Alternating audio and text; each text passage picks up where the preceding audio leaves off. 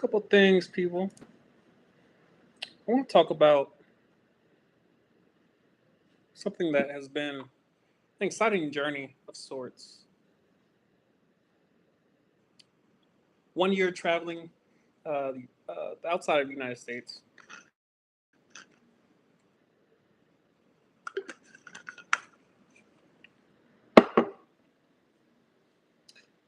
I've made several live streams in the past concerning what I would do if I could do anything I wanted, if I had all my time, if I had enough resources, more than enough resources in this case. What would I do?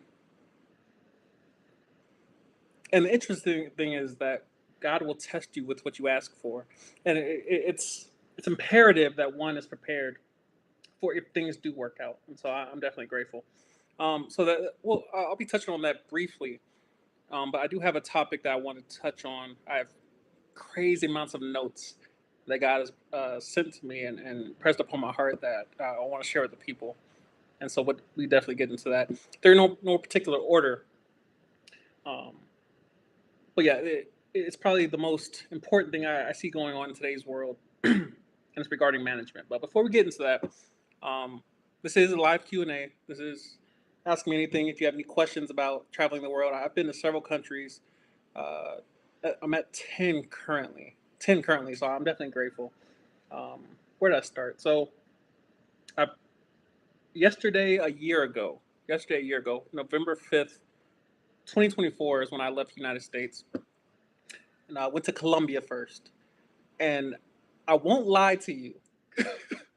I will not lie to you and say that, being a passport bro wasn't in, my plans as far as where I'm about to go down here and turn up and receive, my reward of sorts. And it wasn't that at all. It wasn't that at all. One thing I struggle with is doing everything that everyone else gets to do. God has never permitted me to behave in that manner. And I'm grateful because it has benefited me in more ways than not to be set apart, to be an outlier, to be different. And of course, if you're watching this video, you're most likely in that same boat where you've been afforded certain privileges. And of course, everything comes from God anyway. But because we focus on wisdom, because we prioritize making quality decisions, it's very difficult. It's almost impossible to make wise decisions consistently, and not benefit. And so, yeah, we started off in Colombia, went to Cartagena, which I believe was the shortest distance from Florida where I was living at the time. And Cartagena was great, party city, like loud. The girls, it's definitely a thing. Temptation will find you well before you even go looking for it. It comes to you. Walking the streets, mingling in the bars and the coffee shops. It comes to you. It comes to you. And so we were definitely grateful to have opportunity to resist temptation in that way. And of course, again, in full disclosure, I won't pretend like I didn't try, but it's just certain thing like God will have me read a random Reddit post, and I'll read a story, and I've mentioned this previously in previous live streams, where a gentleman he met a youngin in the streets and messed around and got caught up, with a disease he can't get rid of, and he paid money for it.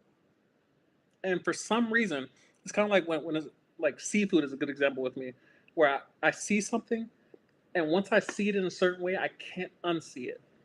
I can't unsee it. When I was in, where was I?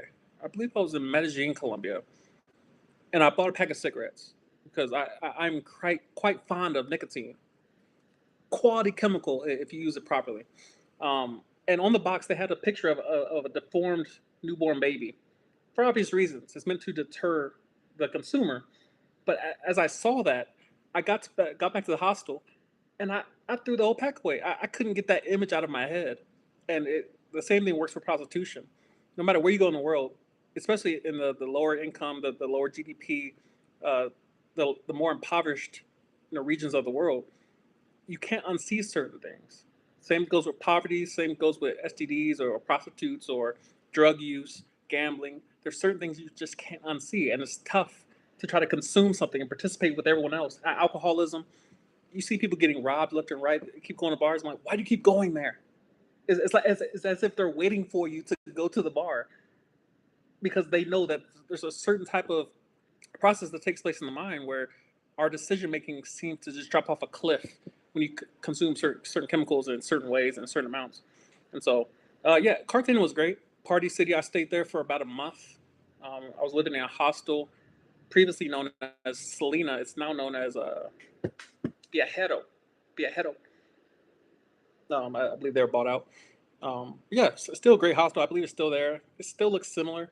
Great rooftop, amazing restaurant on the roof. I lived there for a month, and that's where you kind of get the taste of a city when you live in the hostels.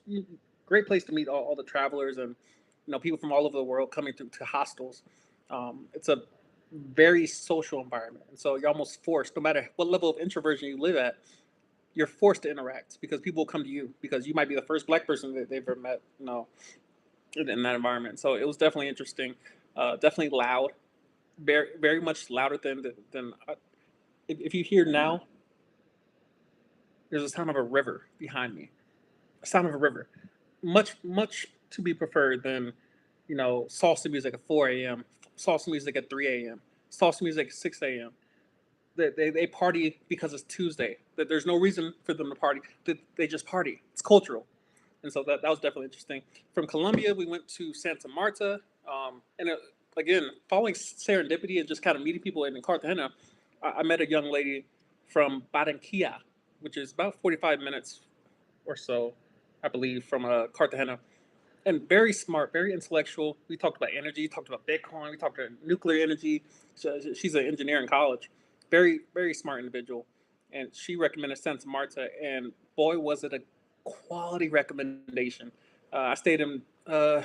Well, I think before I went to Santa Marta, I went to Terona Park, the beautiful hostel out there, right in the middle of the jungle.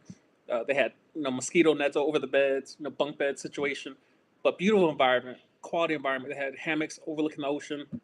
Did yoga every morning, and really trying to just check the box. Really trying to check the box on like certain experiences. You see certain views and aesthetics on Instagram, and I was like, yo, what if I did yoga at 7 a.m. overlooking the ocean, beautiful individuals surrounding me, everyone sipping on coffee, reefers in the air, quality experience. It's one of my fondest experiences of traveling in general. Was that singular hostel? Unfortunately, it was booked when I went to go book the whole entire month. I was there for I believe 3 or 4 days, maybe a week, and I was like, all right, let me stay here for the month. And I went to go book for the month, and it was completely booked. And of course, I'm a strong believer in rejection being quality redirection, especially when you follow wisdom and you believe in making quality decisions. Nothing really works against you. And so in that situation, I went to Santa Marta, and I stayed at Viajero Hostel, stayed there for a month or two, maybe. Definitely a month at least. And I met a ton of people there. Ton of people there. Santa Marta is probably my third favorite city in Colombia. The first being Medellin. Um, Second, definitely Santa Marta. Well, no, no, no. So my first favorite city is San Jose, Costa Rica, where I'm at now. But my second, Medellin, and then of course third is Santa Marta. Um, yeah, before I got to Medellin, so I was in Santa Marta for a couple months. I believe it was either 1 or 2 months. Again, this is over a year ago. Santa Marta, we went to the coffee region, Padea, Padea, about an hour flight from Santa Marta, and that's where I discovered my love of the mountains. So again, you'll hear me talk often about serendipity, like quality discoveries that you kind of just stumble upon, happy accidents, if you will. And Padea was my discovery of green mountains, green mountains, quality. The climate stays around anywhere from 50 to 70 degrees, and it just mingles in that area. And it's the second I step off the plane and you feel it, you've been searching for this your entire life. Again, formerly living in Florida, like it was ideally the best, you know, weather in America. Everybody wants to live in Florida. Everybody goes there to vacation, but the summer's just too much. And so I would always love the winters in Florida because it would just be mild. It's doable. It's 70 during the day, 60 at night, 50 at night. It's doable. And so the second I stepped off the plane in Perea, I'm like, yo, this weather is perfect. It's just fall weather year round. And it's due to the elevation. We're near Colombia is directly near or adjacent to the equator, but it's in the mountains. And so you're mixing elevation with the equator region. And so that combination is just so beautiful. And so, of course, from Padea, I stayed there for a couple of days working out. I had a SmartFit membership. SmartFit is a quality membership. If you're ever traveling Central, South America, or the Caribbean, SmartFit is a commercial gym equivalent to a LA Fitness or, whatever. It's LA Fitness, Planet Fitness equivalent. And what's going on, CJ? You got any questions? Live Q&A? Drop it in the chat. We'll talk about it. So yes, worked at SmartFit in Padea, and then I went to Salento, which is even more so in the mountains. The elevation just increases even more so. And I met several people there, including that young lady I met in Cartagena.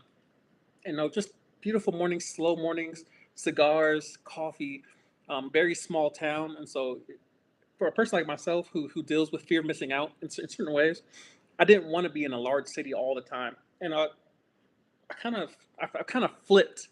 I've kind of flipped to where I enjoy large cities now, just because of the amenities and the options. But Salento was almost romantic. Almost romantic. As soon as you walk out of the door, again, it was another hostel, Viajero. As soon as you walk out of the hostel, you just see the mountains, green mountains. There's no snow. There's no foolishness. You're not worried about hurricanes. You're not worried about crazy weather. It's just mild. It's just 60, 70 degrees, and that's where I truly fell in love with just the mountain region. They call Colombia, what's it called? The Eternal Spring, something to that effect, where it's the same weather year round. You're not worried about it does rain a lot, which I just happen to prefer. But yeah, so Salento was majestic in nature, and so I highly recommend it. A lot of tourism there, and so again, you still have the options of meeting a lot of different people from all around the world, especially those who speak English. You'll learn to miss English speakers the second you start living outside the country.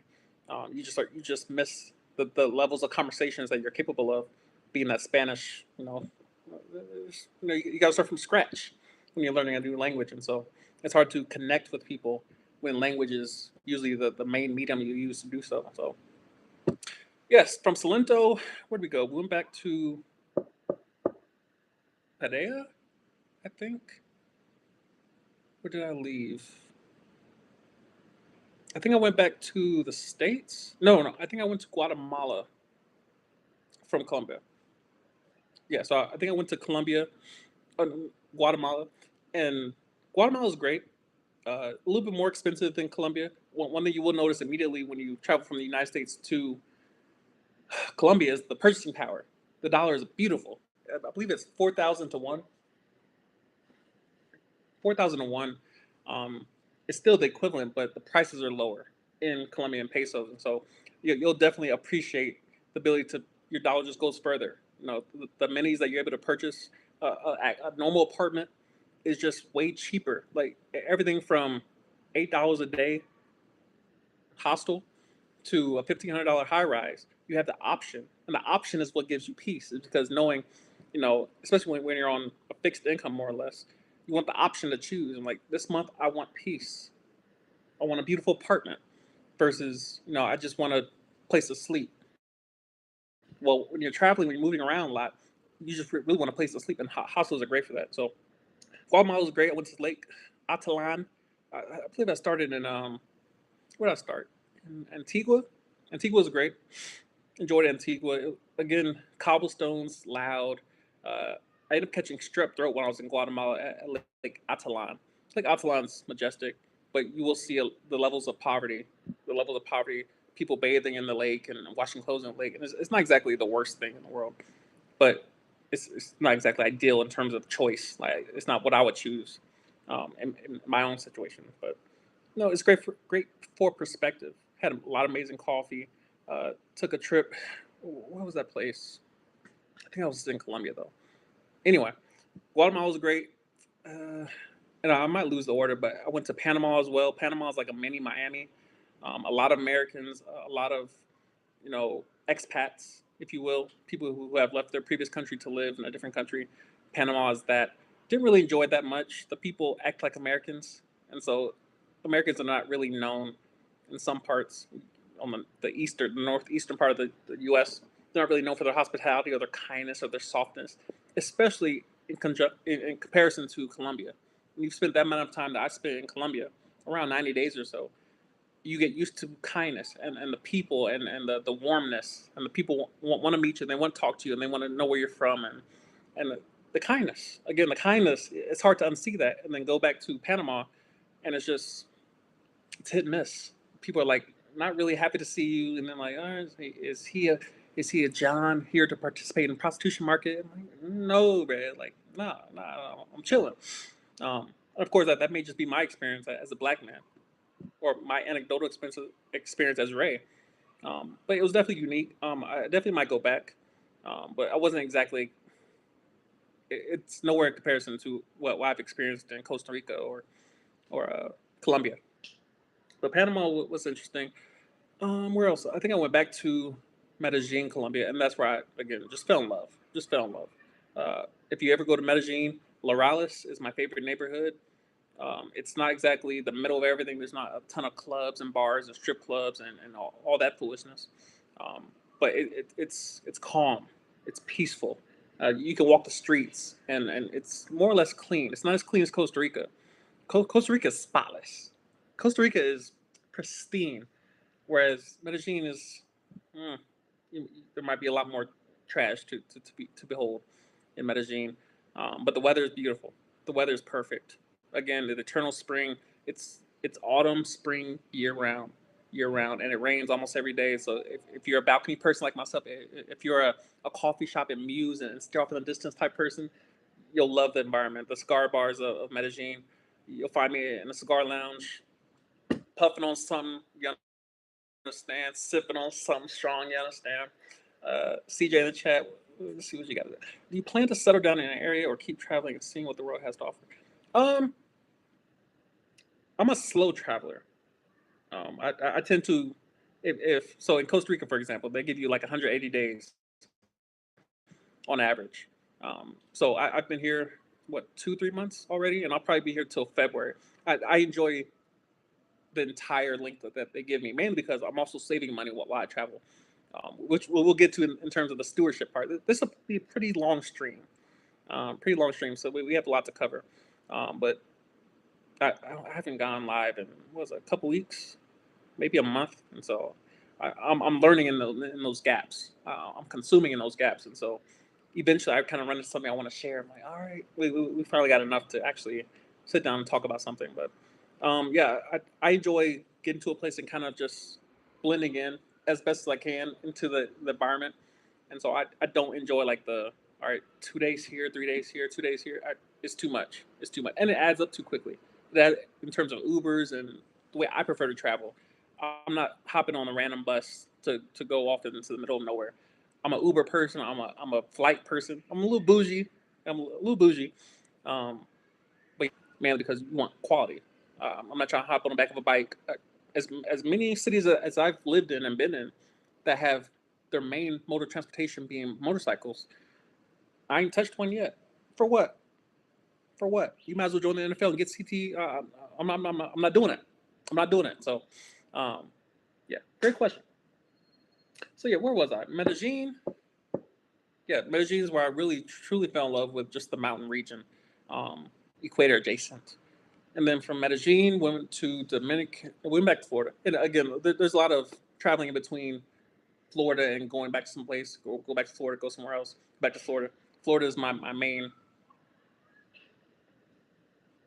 homestead, I guess, or I can't think of the proper term, but it's the main place I typically go back to in between countries. And so I go back check my mail essentially and experience the dollar and the cost of capital of the dollar. It's just it turns me off immediately. Just the one Uber from the airport to a temporary like a one night stay in a Airbnb or hotel, and that one Uber costs more than 5 Ubers in Colombia. I can't keep going back to that. It's too much. It's too much. And so went from Florida to Dominican Republic, stayed there for a month, and that was interesting. It was right. We caught the tail end or a little after effects of a hurricane or pre effects of a hurricane, and it wasn't bad at all. But of course, you're right in the middle of the Caribbean. Too hot, too hot during the day. It was just too much. Not as clean of a city as I would prefer. Too much trash. There are parts that are much cleaner, much nicer. There's an expat community there as well. So in those areas, it's a little more expensive, but it's also cleaner, a little more modern.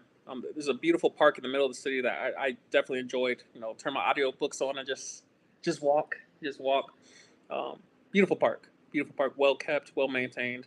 And so Dominican Republic wasn't all bad. Beautiful women, beautiful women. Had some great experiences there. Um, yeah, and then from Dominican Republic, went back to Florida for one night, and that brings us to where we currently are in Costa Rica. And so, over the past year, all those countries in between, Florida and what have you, great experience, great experience. Costa Rica is my favorite place I've been to so far. I'm in San Jose, and the weather again is perfect. It's perfect. It's pretty much similar to Guatemala or Medellin, Colombia. It's near the equator, but it's elevated. It's in the mountains, and so if you look outside my window, my balcony, we're surrounded by volcanoes, which I didn't realize they were volcanoes. I just thought they were mountains. They're volcanoes, and so we'll definitely keep that in the back of our mind. I've had 2 earthquakes since I've been here. Last month I was staying on the 18th floor. I'm on the 5th floor now.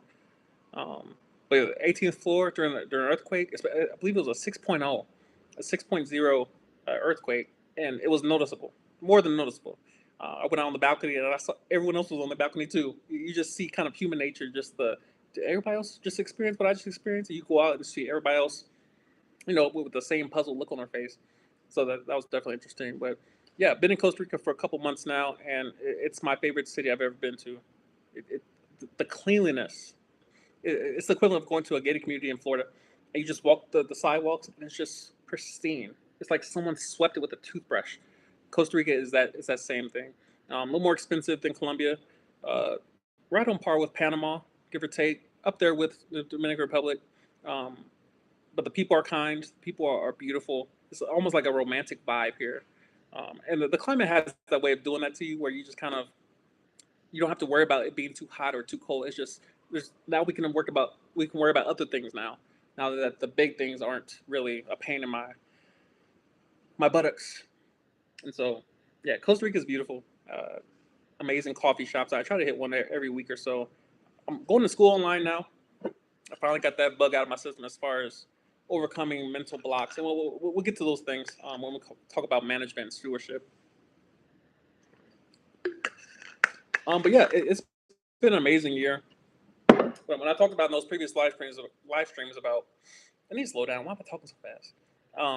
When I mentioned, and it was a live stream where I was asking myself questions, just quality questions that make you think and that make you truly answer honestly of what would you do in this case, or what would make you happy today, or if you had your entire day to yourself, if you had enough money to not have to work and it was passive income, what would you do? And of course, I've been in that situation since 2022 where I don't have to work, and I'm blessed and privileged to be in that position where now the problems that you once had of worrying about this or worry about my boss or showing up to work late or traffic, all these things, those same problems that you once thought will be solved immediately by passive income and not having to work, those same problems now become different problems where you discover loneliness and depression. And it's not like those things were foreign to me, but it's that they take on a new form, a new level of sorts. And so, of course, via wisdom, we've been learning, and we're still learning. We're still overcoming certain things and trying to figure out how to manage in new environments, in new circumstances. And of course, it's a privilege to be in this position to have new problems to overcome and new problems. But we study wisdom, and we ask God for wisdom, not a God that will just give you wisdom. He gives you problems to solve so you can develop wisdom. So if you get a different problem one day, you have muscles and you have reps and you have repetitions and you have muscle memory to fall back on of the last time I was in a position similar to this on a different level or a different circumstance or different context. This is how I overcame that. And the wisdom stays with you and it accrues over time. And so we're definitely grateful. Definitely grateful. So yeah, that's 1 year traveling. Um, I would be lying if I said I didn't ever think I would ever be in this position. I planned this. Not exactly how I got here. How I slow down, Rick. Good Lord. Slow down. I just got back from the gym. The creatine is flowing. The caffeine is appropriate. Um, yeah, but we're grateful. But yeah,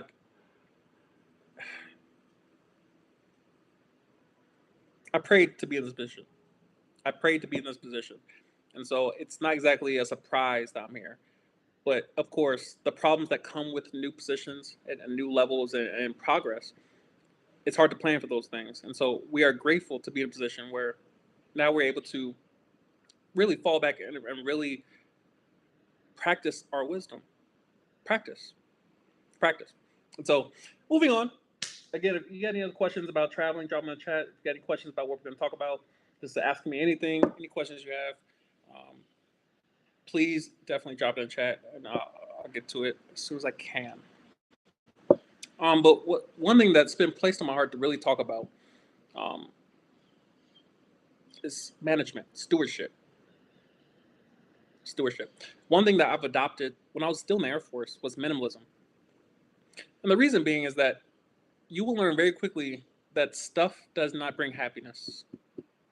Stuff does not solve the problems that you think it will. More money won't solve the problems you think it will. It magnifies who you are already as a person.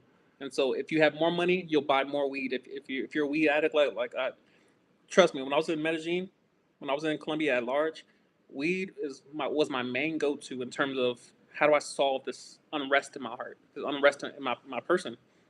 I was using weed, a lot of it, like $500 worth. And so you'll realize the more money you have, you'll just kind of go even more so into your vices. If you have a gambling issue, you get more money, you're going to have a bigger gambling issue.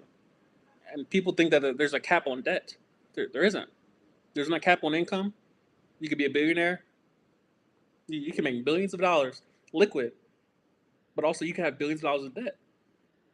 And so you want to be mindful of those things. But minimalism has taught me a lot, especially living out of one bag. I sold everything before I left Florida. I sold mostly everything. I live out of a single duffel bag. Even right now, I have 4 shirts, 4 pairs of shorts, around 4 pairs of socks, 1 pair of shoes. And the piece that comes with that is what we're going to talk about as far as management. I spend a lot of time on TikTok. That amount of time is decreasing over time, mainly because I'm practicing what I'm preaching. I'm learning to practice what I preach now, especially in regards to time management. You can't spend all day on TikTok and think that you're going to progress or your problem's going to go away. There's only a certain amount of consuming that you can do before it's redundant. It's diminishing returns. And so one thing I'm noticing is financial crisis. Obviously, in light of the government shutdown, I believe we're at day 34, day 35. And it was something that did concern me because I'm a government employee. I still get paid from the government. And so I thought, oh, the government shutdown, my check ain't gonna pop. I'm not getting paid. The difference is I've learned certain principles previously to the crisis that we're currently in terms of the U.S. government, that has brought me peace because I was prepared for the crisis. I was prepared for the crisis. Not perfectly, but enough so that if something did pop off where I didn't get paid, I'm still prepared, which is the whole point of preparation and wisdom, is to see trouble coming up far off and to hide yourself and to prepare for it and to make readiness for when pain plans itself. Am I prepared for this situation? Can I handle it, or do I need to ask for help? There's many things that go into preparation. But I see a lot of Gen Z struggle, a lot of millennials, um, food stamps being cut off. It's sending ripples through a lot of people's lives that may or not be close to me, and it's saddening. It's saddening because Again, wisdom crieth in the streets, but it's not exactly entertainment to study wisdom. You don't really get dopamine hits from hearing, hey, instead of do this, make sure you do this and practice this and prepare for this and read this book.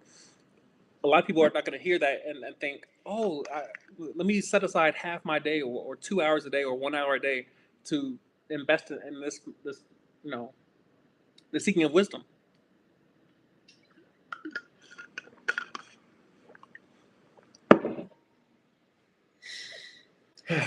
So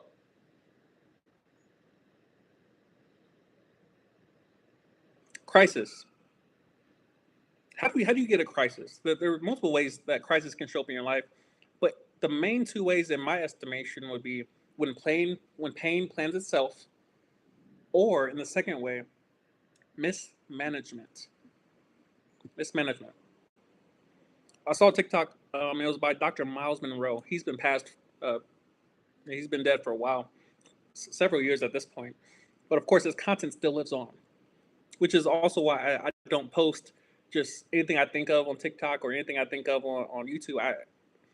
I like my content to be evergreen in nature, where if I post something 20 years from now, if I look back at it, it may be cringe on some level, but it won't be inaccurate.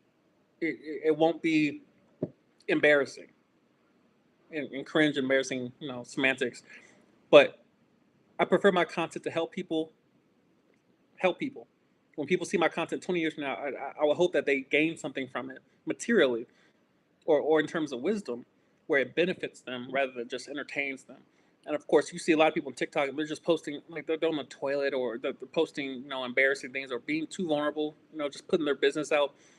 And it doesn't materially benefit anyone, it just embarrasses them for a time. And of course, the internet is forever. It's forever. And that's where wisdom comes in. Got a lot of notes. A lot of notes. So we're just going to go line by line. And yeah, I hope you gain something from this. Again, we're talking about management. Management. So the main point, and this was the main kind of premise that Dr. Miles Monroe talked about, was anything you mismanage, you will lose. Anything you mismanage, you will lose. Anything you mismanage, anyone you mismanage, any relationship you mismanage, any job opportunity you have, the time that you're given. You may not have any money, but if you have time, if you mismanage it, you will lose it. If you have income, if you have passive income, if you have investments, if you mismanage it, you will lose it. It's wisdom. You were lied to about being rich. You were lied to about being rich. A lot of people think that in order to become rich, and again, I'm not from someone who's arrived. I haven't arrived at where I'm trying to get to, but I'm en route. I'm en route via my decision making. Quality decisions. It's hard to not benefit from making quality decisions repeatedly. Repeatedly. Yeah, you were lied to about being rich. You are bound by nothing. Warren Buffett is a perfect example of this. Obviously, now we see him today. I believe in the news, he just hit $382 billion of cash under his stewardship. $382 billion of cash, not investments. He has cash. $382 billion worth of cash under his stewardship, under Berkshire Hathaway.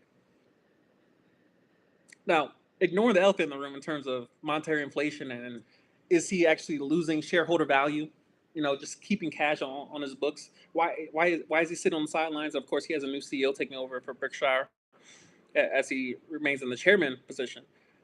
But the main thing he talks about, and if you look at his body of work, why would countless people from around the world trust Warren Buffett with $382 billion worth of cash, of their hard earned labor? Money is just time and energy in abstract form. Why would all these people, random strangers that he's never met and probably will never, why do they trust him with their money? Stewardship. He's proved over, I don't know how old he is, in his 80s. He's proved over years that he can manage and steward other people's money properly. Meaning he's not losing their money. He's not betting with it, sports gambling. He's proved over decades that he can manage their money, and therefore he has earned the ability to benefit. He's a billionaire because he manages, and he manages well.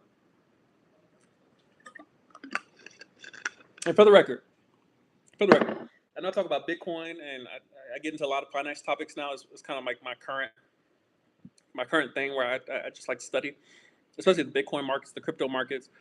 I am not telling you to buy anything.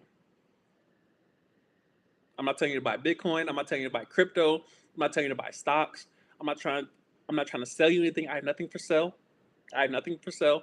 I have no courses for sale. I don't have anything to sell you. If anything, I'm trying to sell you wisdom. I'm trying to sell you on the idea that wisdom will get you just about anything you want easier than you think it's possible to get it. Because wisdom is the only shortcut that you don't regret later. It's the only shortcut available. Wisdom, mentorship. It's the only shortcut available that you don't regret later. And so I'm not trying to sell you anything. Ray is not trying to sell you. I'm not going to DM you and ask you to buy anything. I'm going to DM ask for money, your information. Disclaimer. I'm not trying to sell you nothing. I have nothing to sell you. My hands are empty. They're empty. So yeah, 382. If you just think about the magnitude of that, $382 billion worth of cash, liabilities, fiat currency. But the fact that someone would work for that money and then give it to him and say, "Hey, you invest this for me because I trust you," that comes from a track record of consistently managing and stewarding money properly, and therefore it grows. Not only in terms of interest, but in terms of more people that are willing to trust you.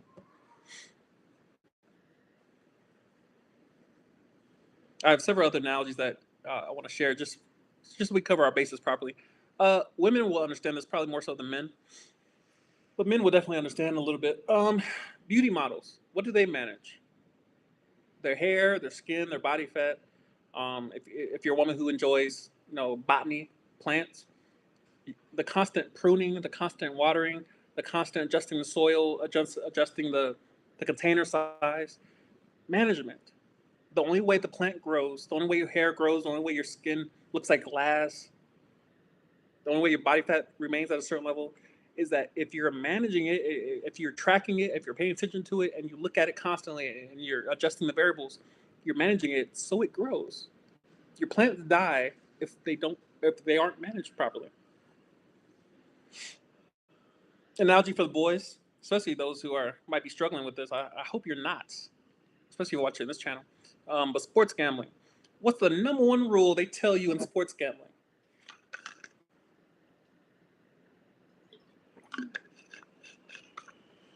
Manage your bankroll. You don't over leverage. And again, I'm not advocating for sports gambling in the least at all.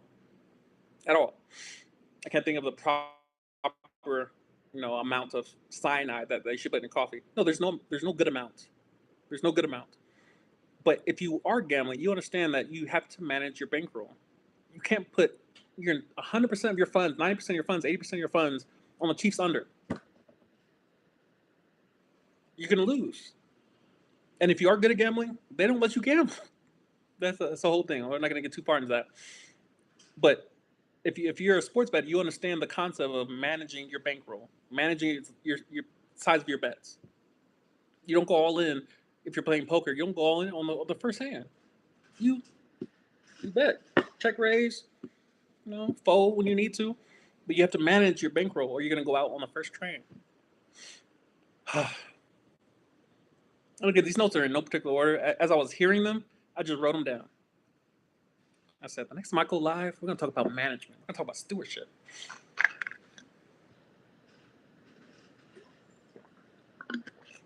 Saying no is another way. It's another way to properly manage your life. Saying no. Saying no. If you look at what Warren Buffett invested in, it's not everything. As much as he talks about value investing, and you see a lot of his investments like railroads and Coca-Cola and things like that. He's saying no to mostly everything else. You have to. If you're going to manage what you have in order for it to grow, you have to be willing to say no to just about anything that doesn't fall into line to where you're trying to go and what you're trying to grow. Moving on. Confidence is a result of good management. Increasing confidence. They're correlated. One thing I'll say this. As a man who dates women, obviously there's plenty of talk of men have to make six figures and all these things, all these standards and what have you. As a man, there is no better feeling than knowing you have savings and investments, especially when you're dealing with dating and relationships, what have you. There is no better feeling than when something happens and you have the money to solve the problem. Money is probably one of the best ways to solve problems. You get a flat tire, that should not be a huge issue in the average person's life, but it is. Personal experience. I was a youngin' in Clarksville, Tennessee. Just got off work driving school bus. My Ford Ranger got a flat tire. And in my life, that flat tire was the equivalent of me totaling my car. My entire world was turned upside down because I got one flat tire. Called my boy, Army vet, shout out Mason. Brett came around the corner and bought me 4 new tires. Swiped, just swiped it. 4 new tires, and he didn't realize the magnitude of what he taught me. But in that moment, you just saved my life. He had 4 new. How can you afford to buy 4 new tires? Ah, it was like I discovered a new level of wealth. The level of confidence that comes from being able to solve your problems when they happen, especially when they're unplanned. It comes from good management when you have surplus. Those who aren't disciplined when they have surplus will be forced to be during times of deficit. Those who aren't disciplined during times of surplus, when you have more than enough, when the money's flowing, during times of deficit, you will be forced to be disciplined. You'll be forced to cut back. You'll be forced to manage what you have. You'll be forced to manage with less. But when you have more, when you have enough, that's when you set some aside. There's plenty of Bible parables and Bible stories of Joseph. He went from Potiphar's house to second in command over all of Egypt. And he saved them from famine because he had wisdom enough to realize we need to put away some of this grain. We need to put away some of this. Don't eat all of it. Eating all of your seeds is stupid. Manage what you have. Put some aside when you have too much, when you have surplus. Manage it. Invest it. What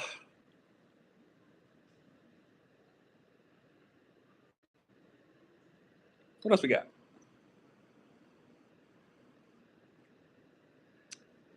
Management versus leadership. Management versus leadership. Leadership is the creation of new.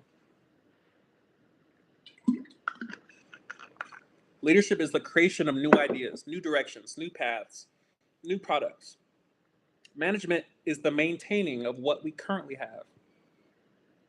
If you're a manager, you're not creating new employees. You're not bringing in new people. You're not bringing in new initiatives and new projects and new. You're maintaining. You're managing. The plant analogy is a good one.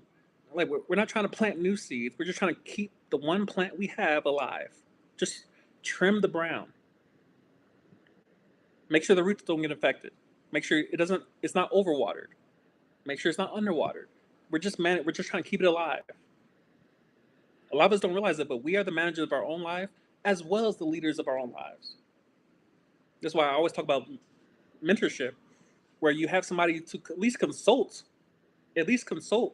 or if not lead in your own life, where you have someone who's kind of been somewhere already, and at least you're not flying blind. There's too many people that have lived before you for you to try to figure everything out by experience and pain and time wasted and money lost. Ask a question. All these books have been written. I'm not saying all of them are valuable, but if you're trying to get rich, all the rich people have written books. At least read them. At least see what they read, or see what they wrote. See if there's anything to it. Trying to get through this. This is a lot of notes. A lot of notes we got. Leaders create, managers maintain.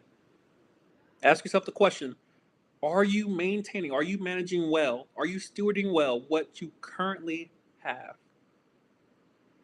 I know you want more. You want more money. One thing I struggle with myself, I'm like, yo, if I had an extra $1,000, bro, but if I had a little, if I get an extra $1,000 coming in, and I had to ask the question to myself: are you managing the money you do have coming in, right? Do you have investments? Do you have savings of what you currently have? If your check got cut off when the food stamps got cut off, where would you live? What would you eat? Would you be in a crisis? Again, crisis is the end result of mismanagement. How do you correct a crisis? Management. Management. And a lot of people are forced to manage what they have because they did not do it when they had surplus.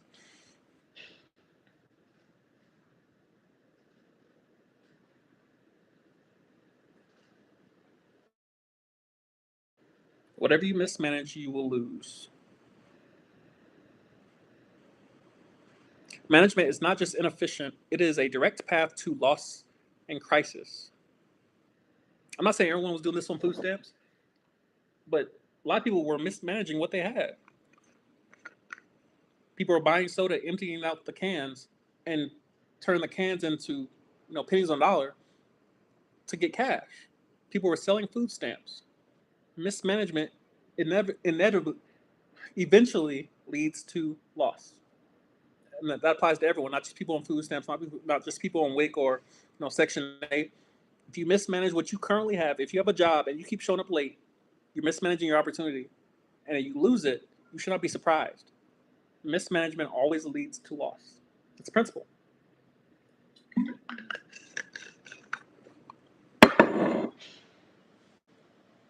The goal of stewardship is to leave it better than you found it. In finance terms, this means interest should be made upon money that I lend you. This applies to banks. This applies to hedge fund managers, active fund managers. If I give you my dollar, if I give Michael Saylor, here's $10. I'm investing into strategy. I expect $12, $13. I expect more than what I gave you previously. That tells me you're managing it well when it grows. The question is, what has anyone given you that you're currently mismanaging and giving them less than what they gave you? When I leave my Airbnbs, I leave it clean. Not only because my reputation depends on it, my Airbnb account depends on it, but because I'm practicing stewardship over something that I want. One day when I have a tenant, not only I want them to leave it clean and orderly, I would like them to leave it better than they found it. I'm also practicing that in every area of my life of, am I managing and stewarding everything I have under my current stewardship? Whatever's been lent to me currently, am I managing it well? You can't practice with millions before you practiced with thousands. You can't practice with thousands before you practice with hundreds. Again, all of this applies to me first. So I'm not preaching to y'all. I'm like, make sure y'all manage what y'all.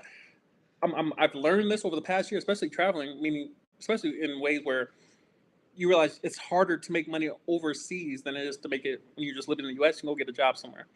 I can go sell something on Facebook Market. You can sell things over here too, but it's just different. It's just different. There's language barrier. There's safety issues that you got to be mindful of. So yeah, everything starts at home in terms of before I can preach to y'all about having savings and investments. I gotta have savings and investments. If I'm homeless preaching to y'all wouldn't listen to me. For what? For what?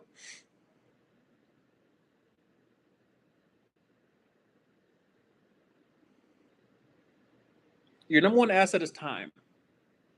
This is what I'm guilty of violating even recently. I'm guilty of wasting a lot of time. I'm guilty. I'm guilty of wasting a lot of time, a lot.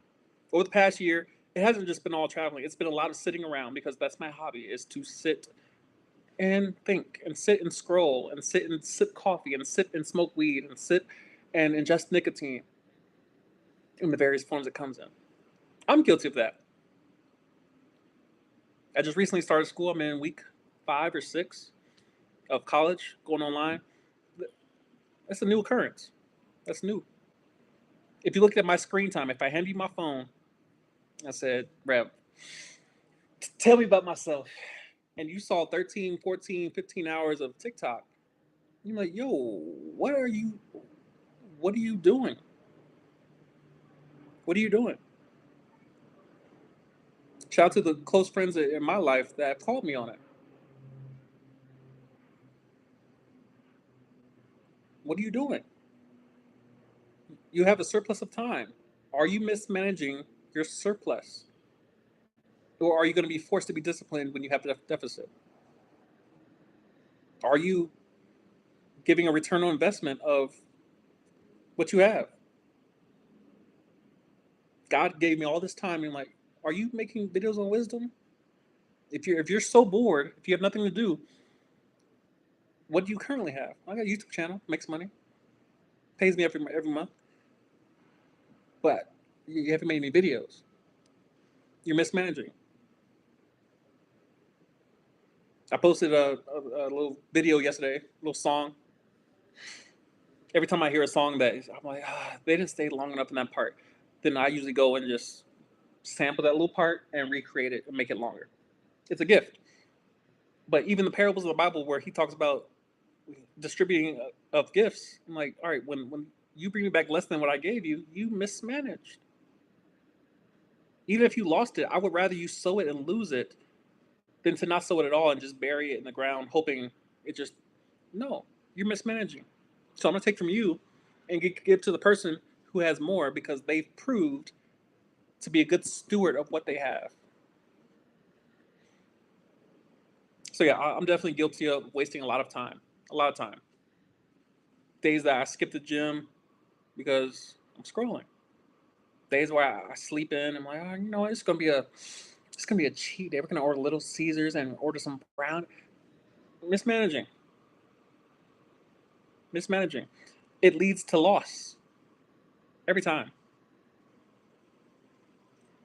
If you mismanage what you have, you will lose it. What else we got?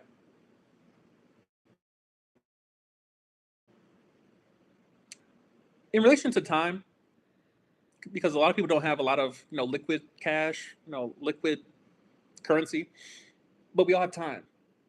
You'll constantly hear the cliche of billionaires have the same 24 hours that we do. They just, well, they weren't always billionaires. Even people that were born into families that were rich.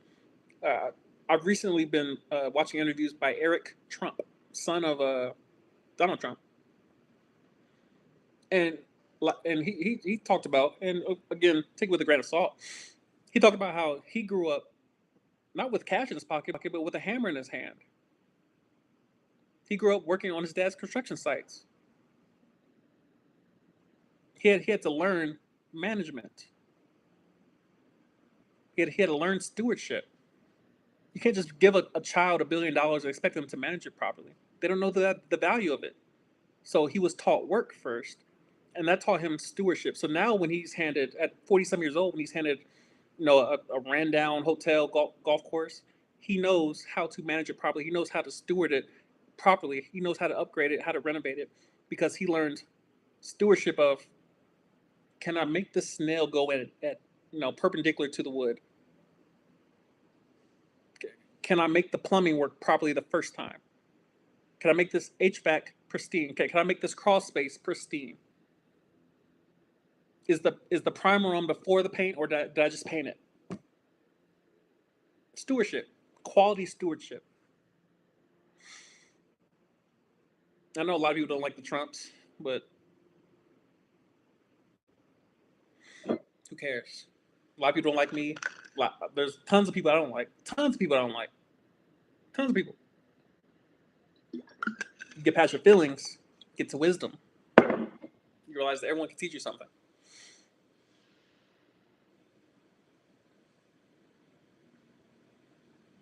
A paycheck is often just the result of how you manage or trade your time.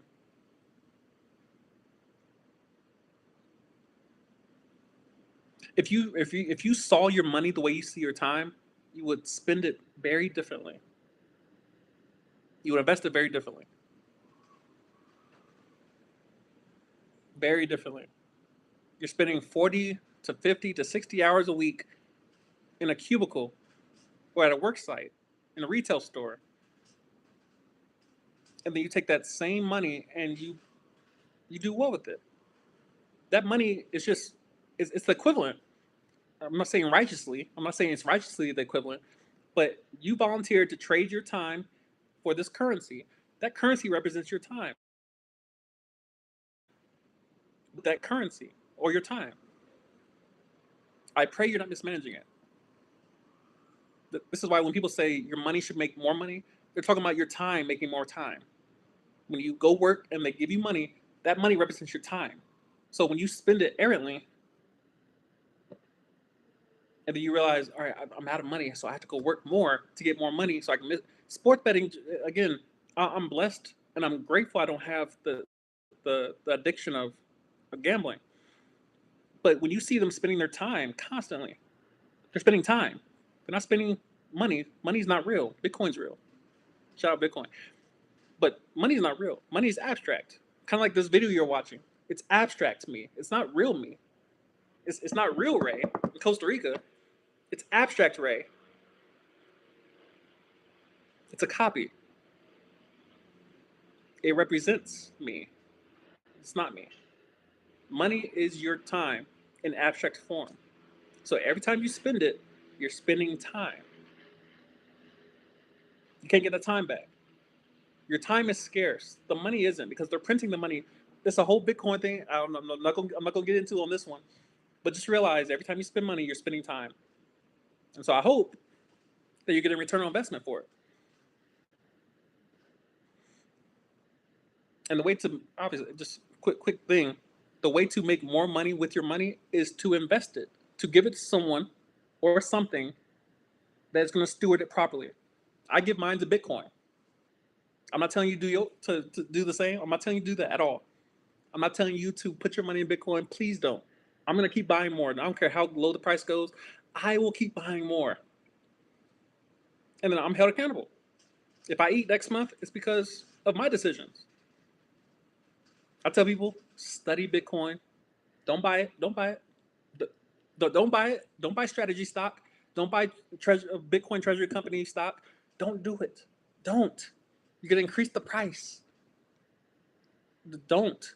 I'm going to buy it because I've studied already. I know what I'm buying. I know the risk associated with it. I know the volatility associated with it. I know the NAV associated with it. I know the founders, more or less. They're abstracts, but I've studied it in depth, repeatedly. I've asked AI about it. It's a whole thing. But yeah, you're responsible for investing your time and your money. And if you mismanage it, you will realize there will be less of it every time you mismanage it. Every time you mismanage something, you'll lose it.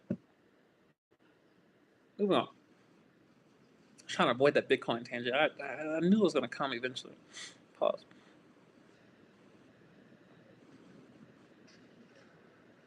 Manage. Pause.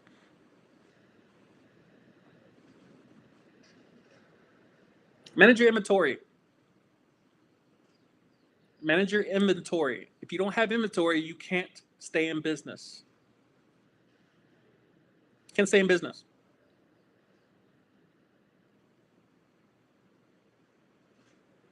Your body, you get one.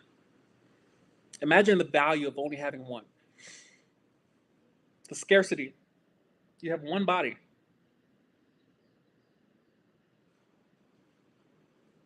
Manage it. Things start hurting. I'm gonna take a quick pause. I go relieve myself. This whole thing about doing things perfectly. I was like, you should use the bathroom before you start live stream. Who cares? We're gonna do it imperfectly.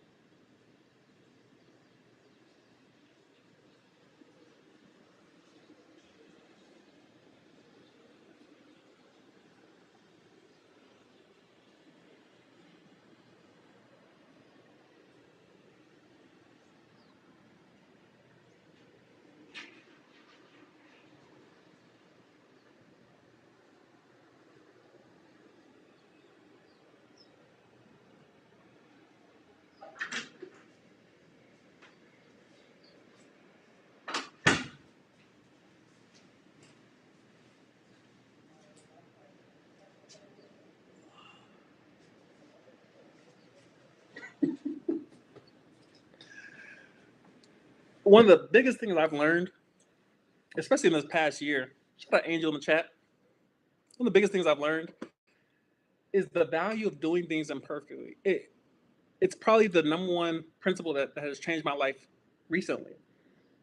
Is if you can get over yourself, if you can get over yourself, if you can get over yourself, preaching to myself, if I can get over myself and realize, Ray, no one on this planet thinks you're perfect.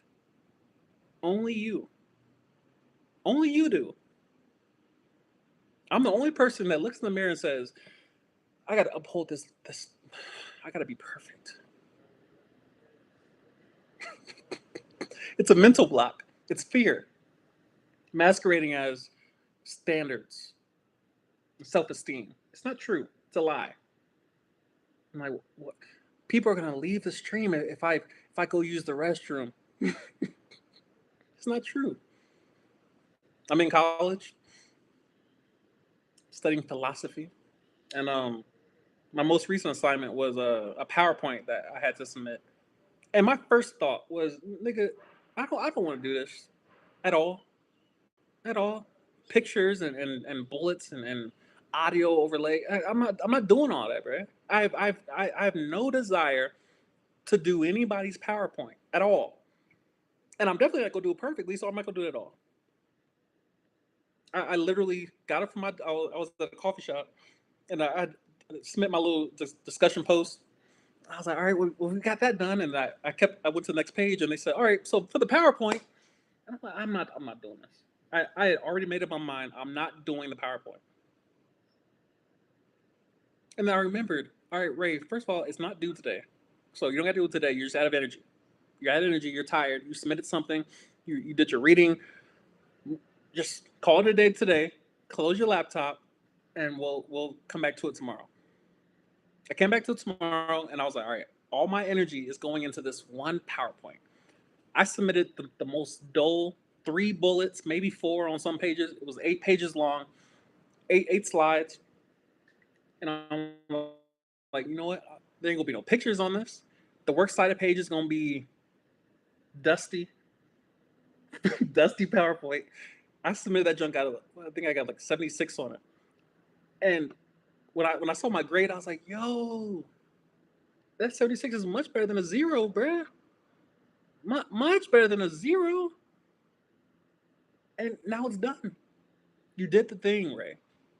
So yeah, doing things imperfectly. For those of you who struggle with perfectionism or this kind of view yourself like I have to submit the best work possible. Someone's gonna see this and gonna think less of me. It's not true. It's fear. It's laziness.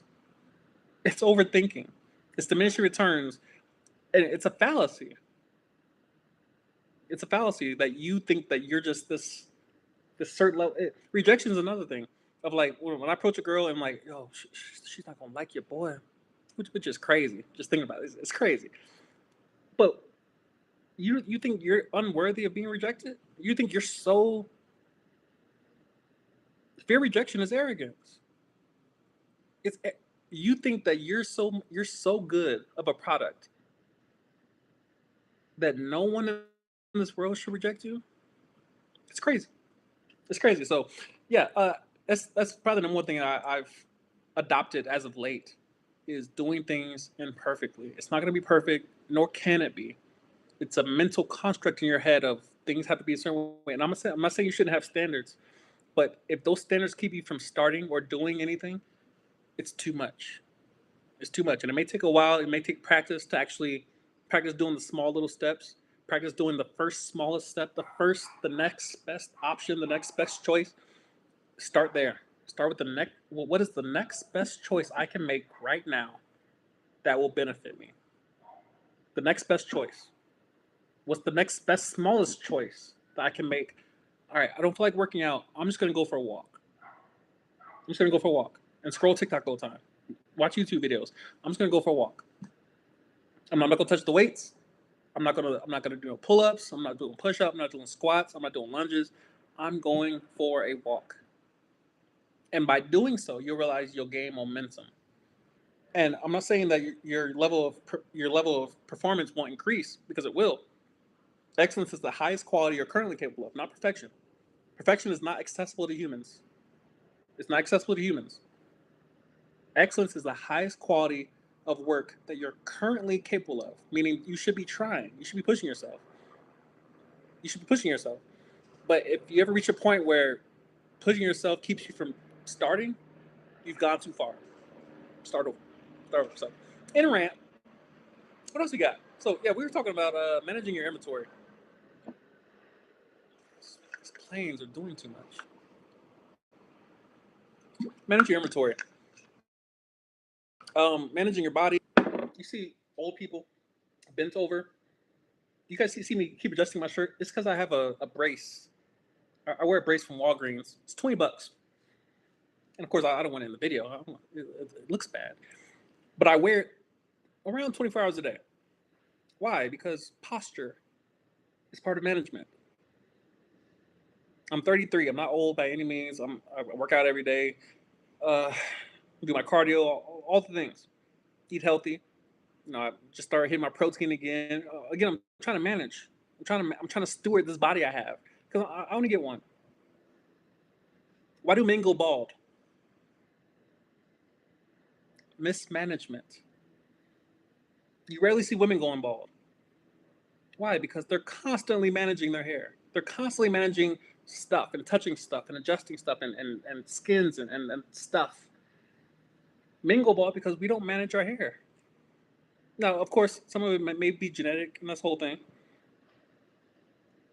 But management is how you keep things growing and keep things healthy. You have to you have to manage it. You have to steward it. So yeah, your muscle. If you don't work out, what happens to it? It atrophies. It leaves. Your body uses it for fuel. For fuel. These muscles don't just stay there. Entropy takes place. A loss of energy over time. I believe it's the second law of thermodynamics. If you don't use it, you lose it. People forget how to skip. They get older, 30s, 40s, 50s. They forget how to skip. No, they stopped doing it. Live streams, the more often that I don't do live streams, the harder it is to come back to YouTube and do a live stream, because it's a muscle. Now I feel perfectly calm now. When I first started, my heart was beating out of my chest. My breathing was just erratic. I couldn't get talking too fast. I'm like, bro, relax. The people that want to be here are here. There are 0 people watching this stream that don't want to be here. Right now it's 5. It got as high as 11. There are 0 people watching the stream that don't want to be here. So why? Relax. Relax. So yeah, your sleep. If you don't manage it, what happens? You lose something. Mental health. I was the guy waking up at 2:30 a.m. in the Air Force. For real. For real. Getting up at 2:30 a.m. to do what? What did it cost me? My mental health. Yes, I was performing in certain ways and studying, and I had good intentions, and I had enough energy at the time. I was younger. My testosterone was a little bit, it was different. We're correcting that as well. Hormones have to be maintained and stewarded properly. Your machine, your battery of sorts. Your electrolytes have to be managed. If you pee too often, if you drink too much water, that's why you gotta have electrolytes. You gotta have your creatine. If you don't manage it properly, you lose it. You talk about mental health. Again, you need sleep. Your body has one way of regenerating its energy, regenerating itself, healing itself. Fasting and sleep. Fasting and sleep. We talked about energy, both in the time of money, assets, sleep. Your energy, everything's energy. Everything's energy. If you don't manage it, you lose it. Nor destroy. Energy cannot be created nor destroyed.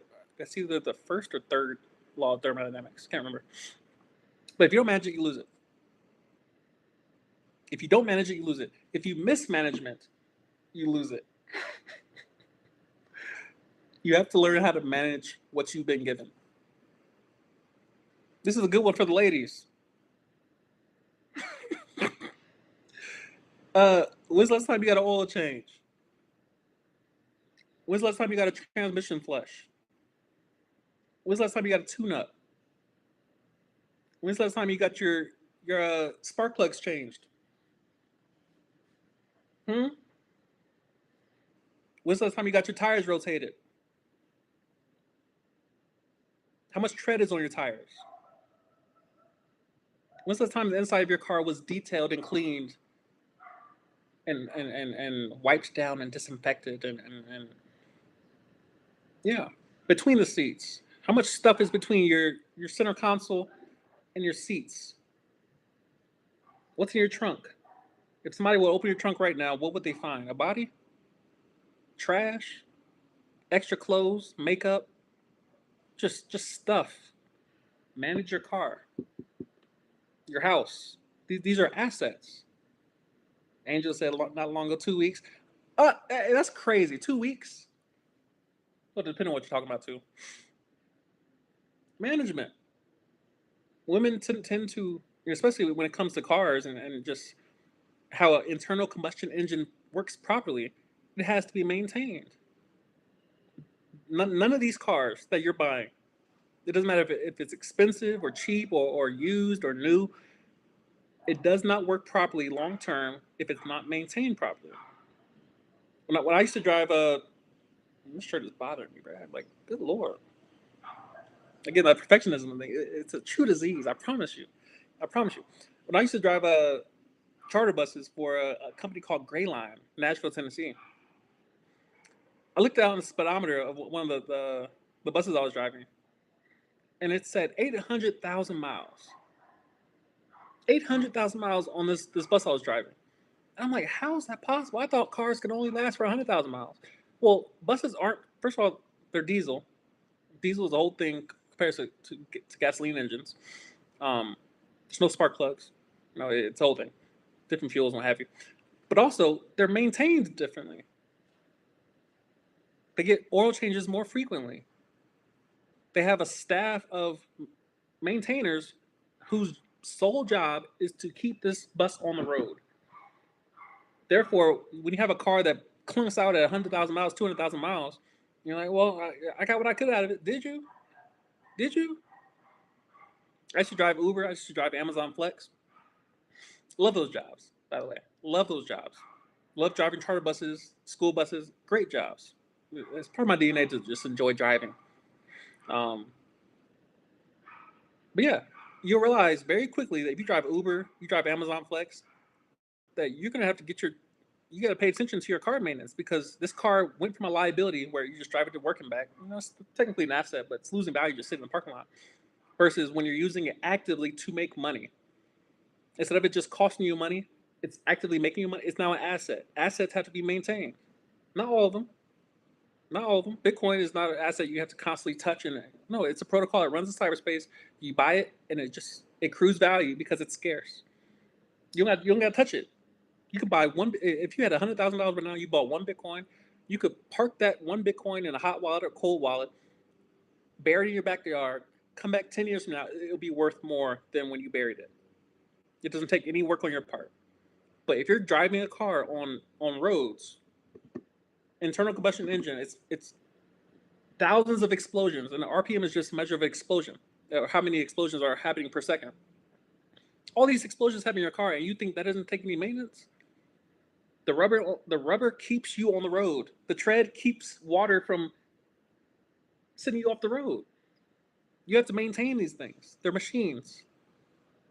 Humans have to be maintained. Machines even more so. I see your question, CJ. We'll get to you in a second. So yeah, your car, ladies. You don't have to know everything about a car, but you need to know, at least in terms of priorities, what matters most to keeping your car on the road. The engine, the transmission, the wheels. Electronics you probably never have to touch, depending on how new the car is. Hopefully there's no flood damage, things of that nature. But yeah, you don't got to be a rocket scientist. You don't have to be a car engineer to understand how to keep this car functioning on the most basic level. On the most basic level, And the more you know, the longer your car lasts. The more money you put back into your car, the longer it runs. So moving on, your house. You have a foundation, you got a roof. Obviously, before you buy anything of that magnitude, you want to get inspections, not just a general inspection. You want to get each part of the house inspected by specialists. HVAC, roofing, plumbing, electrical, the foundation, probably more so than everything else, but the roof as well. If you look at the replacement cost for these things, compare that to maintaining it. Maintenance will almost always be cheaper than replacement. Prevention is almost always cheaper and more convenient and more beneficial than the cure. But it takes time, it takes investment, it takes money. But again, you don't compare it to not spending it. You compare it to what it will cost to replace, to cure. And it's almost always less. But wisdom.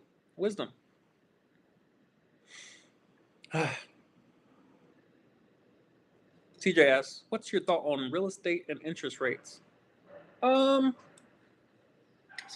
full disclosure, I own zero real estate. All my bills are in currencies other than US dollars. And so I'm affected, but not really. And I won't pretend like I have all the knowledge on this stuff. But if I were to invest in anything, at number one, I would have Bitcoin. Nothing close to it. At number one, I have Bitcoin. And after that, after Bitcoin, I would have cash flowing properties. I would not be living in a house that I'm paying a mortgage on at all. At all.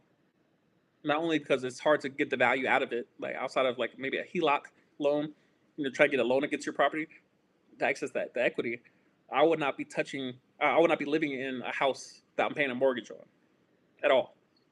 Now, if I were to invest in real estate, it would be into like maybe studios or like small family homes, that are cash flowing, non-recourse. I'll be accessing that. But in terms of just buying real estate to sell a house or try to flip houses or renovate houses, it's tough, especially in today's market. I mean, the value. I mean, the more the dollar collapses, I believe it's like around 10% this year that the dollar has collapsed in value. 10%. That's a lot.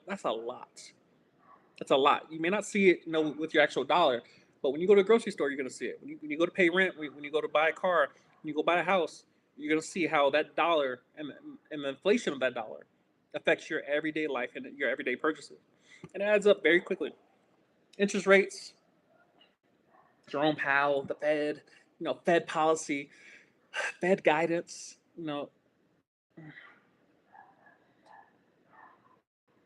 if you want my advice on how to avoid getting because the new slave master is the Federal Reserve. The new slave master. People think slavery ended. It became more inclusive. Slavery has never ended. They just want. I'm like, how do we? All right, so we can't enslave Black people anymore. But how do we get them to work for us by paying them almost nothing? Oh, let's pay them hourly. Let's pay them hourly, and then what we'll do while they're working hourly, we'll just print this money, and then the money will flow into the assets that we already own, because of course we're going to use all this lingo and all this rhetoric to kind of hide the assets in plain sight, instead of telling people, hey, you don't have to work forever. You can just kind of, as you make money, buy dividend stocks, buy S&P 500, buy Bitcoin, buy scarce desirable assets, buy scarce desirable assets, and then whenever they print money, that money has to go somewhere.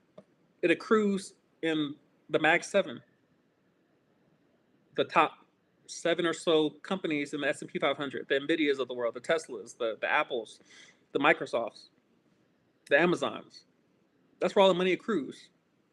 NVIDIA is the world's first $5 trillion company valuation. That's in your lifetime. Imagine if you bought NVIDIA when they first IPO'd. The question is, why didn't you know about NVIDIA when they first IPO'd? Because the internet has been around too long. Some people probably watching the stream or will watch the stream, they've only known a world with the internet. I grew up playing outside when the street lights come on, you bring your behind back in the house. I grew up playing outside. I grew up playing tag and putting cards in our bike wheels so it makes it sound like a motorcycle, and playing tag and hide and seek and hooping all day and drinking out the water hose. And now we've transitioned to a world where I spend most of my time indoors. Some kids, they only know internet. That's all they know. All they know is TikTok and Instagram and what have you. Got me sound like Unc now. But yeah, the internet's been around long enough for you to have potentially seen companies IPOing, the initial public offering of a company going from private to public, to where you can buy stock in a company. It's just, the question is, why didn't we know? Why weren't we paying attention? Why were we ignorant of the fact that there's opportunity here? And again, it comes back to management. Did you have time to know? Yeah. Was there internet? Did you have access to the internet? Yes. What were you doing on the internet? Oh, I was on MySpace. Oh, my bad. I thought you were watching CNBC or I thought you were tapped in. We all have time and opportunity. It's just what we do with it. We see obstacles and like, oh no, that obstacle. Another word for obstacle is opportunity. They're the same thing. Your response to it determines what it is. If you see obstacle and you turn around and go the opposite direction, it remains an obstacle. When I see Bitcoin drop below $100,000, which it did in the last 36 hours, I'm buying. Opportunity. Because first of all, I understand it. So people that don't understand Bitcoin, they just think it's just this toy, this virtual money. I was telling a young lady in Colombia about it. I'm like, yo, have you studied Bitcoin yet? And she asked me if it was virtual money or like fake money. What? You're an engineer. You're supposed to understand the world better than I do. Once you understand it, and again, that's why even your Bible tells you wisdom is the principal thing. And all you're get an understanding. Once you understand something, you'll know the value of it. It's not what it costs, it's what it's valued at. What is the value of what I'm buying versus the cost of it? I don't care about the cost. I don't care that Bitcoin's at $100,000. I care about the value of Bitcoin. And once you understand the value of Bitcoin and the problem that it's designed to solve, you won't care about the cost. Appreciate the wisdom nugget. Hey, I got you, man. I got you. What else we got? I'm skipping a lot because a lot of it's just kind of saying the same thing multiple times. Your knowledge base has to be managed. I saw a TikTok that talked about how your knowledge base and your liquid funds need to kind of grow together. You don't want to have more knowledge than you have money to invest with. If you know about the value of Bitcoin, but you have no money to invest with, your knowledge goes to waste. If you have all the money in the world, all the liquid cash, all the liquid assets, you have currency, but you have no knowledge of where to put it, you might as well be broke. The question has been asked multiple times, and Warren Buffett has yet to answer it. I'm not in these rooms as of yet.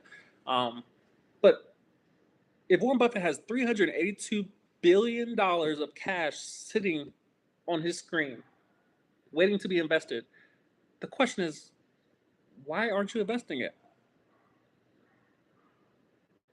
Why? That money is not yours. It needs to be invested someplace. Now, obviously, you don't want to lose it in the process of just investing it for the sake of investing. But it's your job to grow this money. Why is it just sitting there? Why? Michael Saylor would argue because he's resistant to the new changing economy. Crypto, Bitcoin. I'm not telling you to I'm not telling you to invest in crypto like it's Bitcoin. Bitcoin and crypto. Bitcoin is crypto. Crypto is not Bitcoin. This whole thing. Your knowledge base needs to grow roughly at the same rate as your liquid assets. So you will recognize it as an opportunity because you have the knowledge. And when you have the knowledge, you'll look at your resource pool and say, do I have surplus? Oh, I can put this surplus over here so it can grow with interest. Your knowledge pool has to be grown. If you think Kmart's a good investment in 2025, you're not growing in terms of your knowledge base. If you think Kmart's a good investment in 2025, you're not growing in terms of your knowledge base, in terms of the information available to you.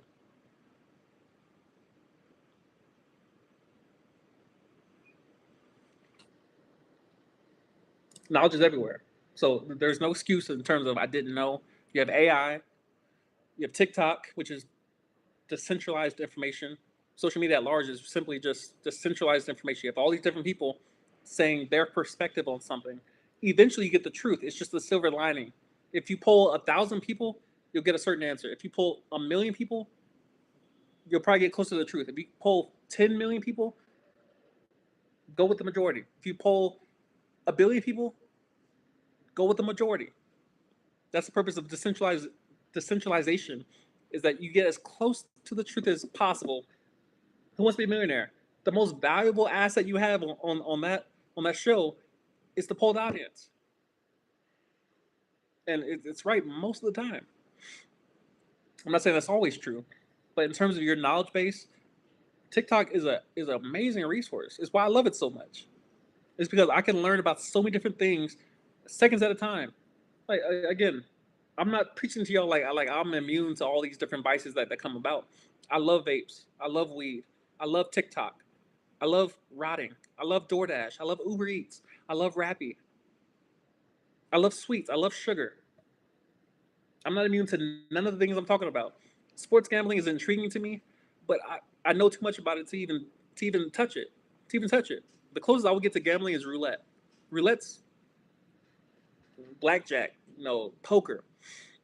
This whole thing, Chauncey Billups and that whole situation. It's a mess. The NBA has on their hands. It's a mess.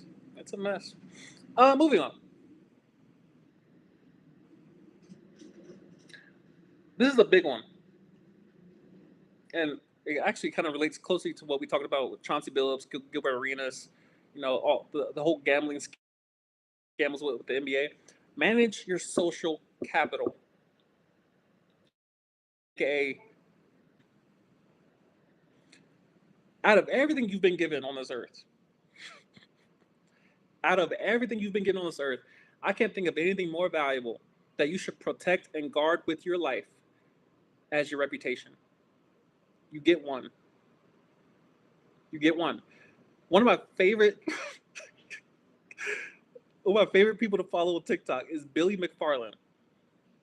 This dude, he's profound in his existence. If you don't know him, he's the founder of the Fire Festival.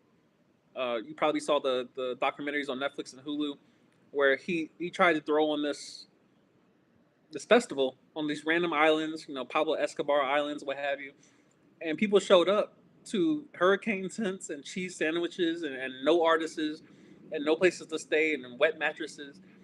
And apparently there was a surplus of alcohol, but nothing else. Ho- Horrible situation. But I'm not sure if anyone died, but it was on that level where it was just one of the worst things you could do professionally in terms of putting something on and it just kind of falling through.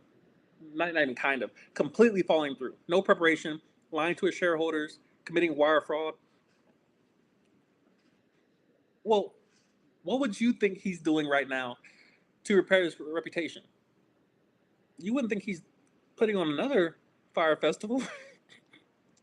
Fire Festival 2? Oh, that one fell too. That one fell too. Okay. What do you think he's doing now? A, a third festival? A third one? Phoenix? One thing I like about Billy McFarland, and one thing I've learned from him, just observing him from a distance, because I'm not sending no money. I'm not going. No, no, no. That doesn't even interest me. A festival for what? For what? But one thing I'm learning from him is his ability, in light of his public international failures, is his insistence on trying again. Trying again. Public failure after public failure after public failure after public failure after going to jail, prison, isolation. He owes what, 23 million dollars in restitution, and he's still out here trying. He's still out here trying. But at what cost? But at what cost? His reputation is doo doo. It's doo doo. No one wants to go to his concert. No one wants to go to this festival. No one wants to hop on a plane, especially with all the government shutdown and the airports being a mess. Mm. Air traffic controllers are in short supply to begin with. Now they're not getting paid. No, I'm not gonna hop on somebody's Cessna to go to a dusty island to hear some no-name artist mumble for 2 hours, then eat some dusty cheese sandwiches. I'm not doing it. I don't think anyone does. But yet he still tries. But the lesson being from Billy is to realize you get one reputation. You don't get to just remove a certain image of that people have of you from their minds. You don't have excess. You can try to use the law of displacement. I'm like, all right, let me try to do something better, something different. So let me try to redo. Ben Simmons. He went from the guy who was supposed to replace LeBron, shout out Colin Cowherd, get into the Radio Hall of Fame. Ben Simmons was supposed to replace LeBron. What happened? Reputation garbage. I'm sure he's dealing with a lot of mental stuff, and I've been there, and I am there in a lot of ways myself. I relate to Ben Simmons a lot, but I still got to try. I still got to try. Now, obviously, he's on a much bigger stage. He's also being compensated a lot differently than I am. The point being is that you get one reputation. You don't get the opportunity to just undo large mistakes. Some mistakes are immediately fatal. Some mistakes are immediately fatal. Some mistakes are immediately fatal. You don't get to redo it. Adam and Eve learn the hard way. Yeah. Adam disobeyed. Eve was deceived. Doesn't matter. Both of y'all out the garden. Don't worry about it. Don't worry about it. Come on out. Come on out. Come on out. I hear often on especially on a lot of these these dating shows. You'll hear women say, why do men care that I have 3 kids by 3 different baby daddies? Why does my past matter when this and this and this? And of course, the thought comes to my mind, I'm like, hey, have you ever seen these men that get caught by Chris Hansen, the pedophile stings?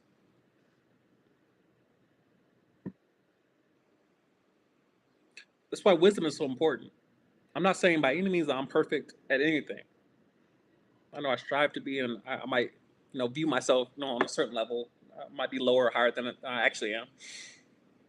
But wisdom requires that you realize you get 70 to 80 to 90 years on this planet, and you better manage it properly. You better steward your life properly. You only get one. Your reputation is the most valuable of all the things you've been given. Probably even more valuable than your time, because time can feel like an eternity if your reputation is garbage.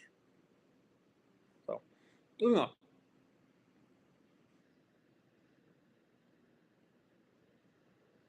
This is a big one, especially for the Christian community. Stop praying and start managing. If you look at the Bible, you probably won't see anything about praying for wealth. It's not in there. It's not in there. You don't pray for wealth. You manage what you have. If you have a handful of seeds, you don't eat them. You plant them. If you have one seed, you don't eat the seed. You plant the seed. Most people, if they don't have money, then they have time, and then they go to different job sites and they say, "I'm willing to trade my time for your money." Eventually, you get a job. Eventually, you can't fail 100% of the time. It's impossible. It's improbable. You can't fail 100% of the time. So eventually, you'll get a job, and then you'll have money. That money has to be managed, has to be sowed. If you mismanagement, if you mismanage that money that you've been given, you don't get more. You don't get more. And if you try to borrow more, you lose more. The interest rates will whoop your ass. You don't get more by doing nothing. You have to manage what you have. I've learned this the hard way, and countless people are learning this the hard way, especially with the government shutdown and all of the different governmental issues that we're having. It's not gonna go away. It's not gonna get better. The people in Congress and the Senate, they're still getting paid. They're still getting paid while the government shut down. I saw a bill being proposed about them not getting paid during government shutdowns, which kind of makes sense. They're part of the government. It's a big issue. It's not going to go away. You should not be praying for wealth. You should be praying for wisdom. And in turn, first of all, wisdom's always available, so you don't have to really pray for it. It's available already. It's free. It cries to the streets. It's in the books. It's in the YouTube videos. It's in the live streams. It's in the libraries. It's in the form of a question. Wisdom's everywhere. So you don't got to pray for wisdom. You don't got to pray for wealth. You need to have a goal. And then the goal determines the questions you ask. And then now you have to apply what you know and what you learn. Try to get to the rest of this list.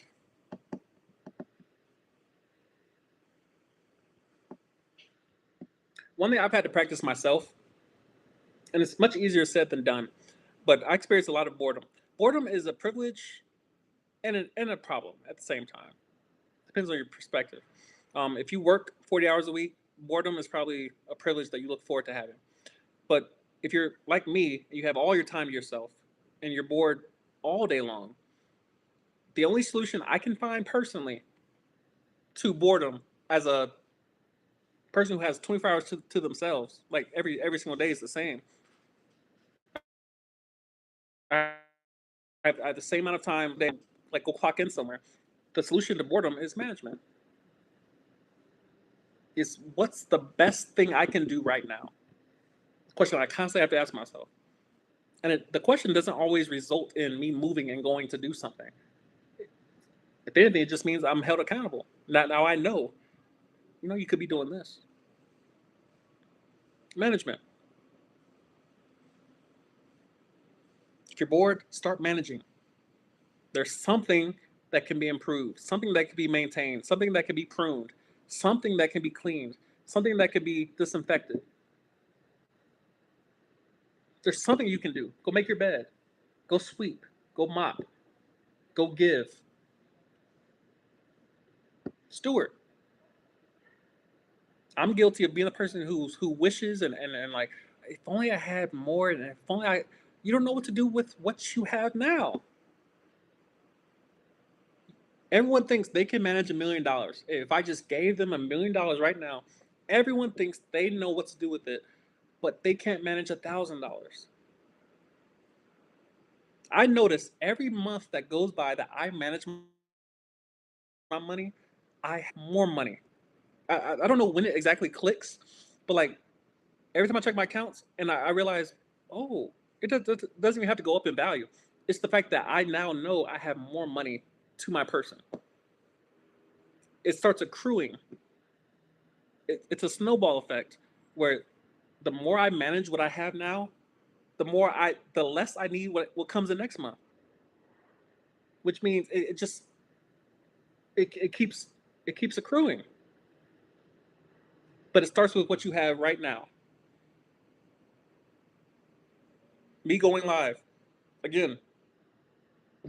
I will keep saying this. I'm not the spokesperson for a person who's mastered stewardship or mastered doing things properly every single time. It's not true. It's a lie.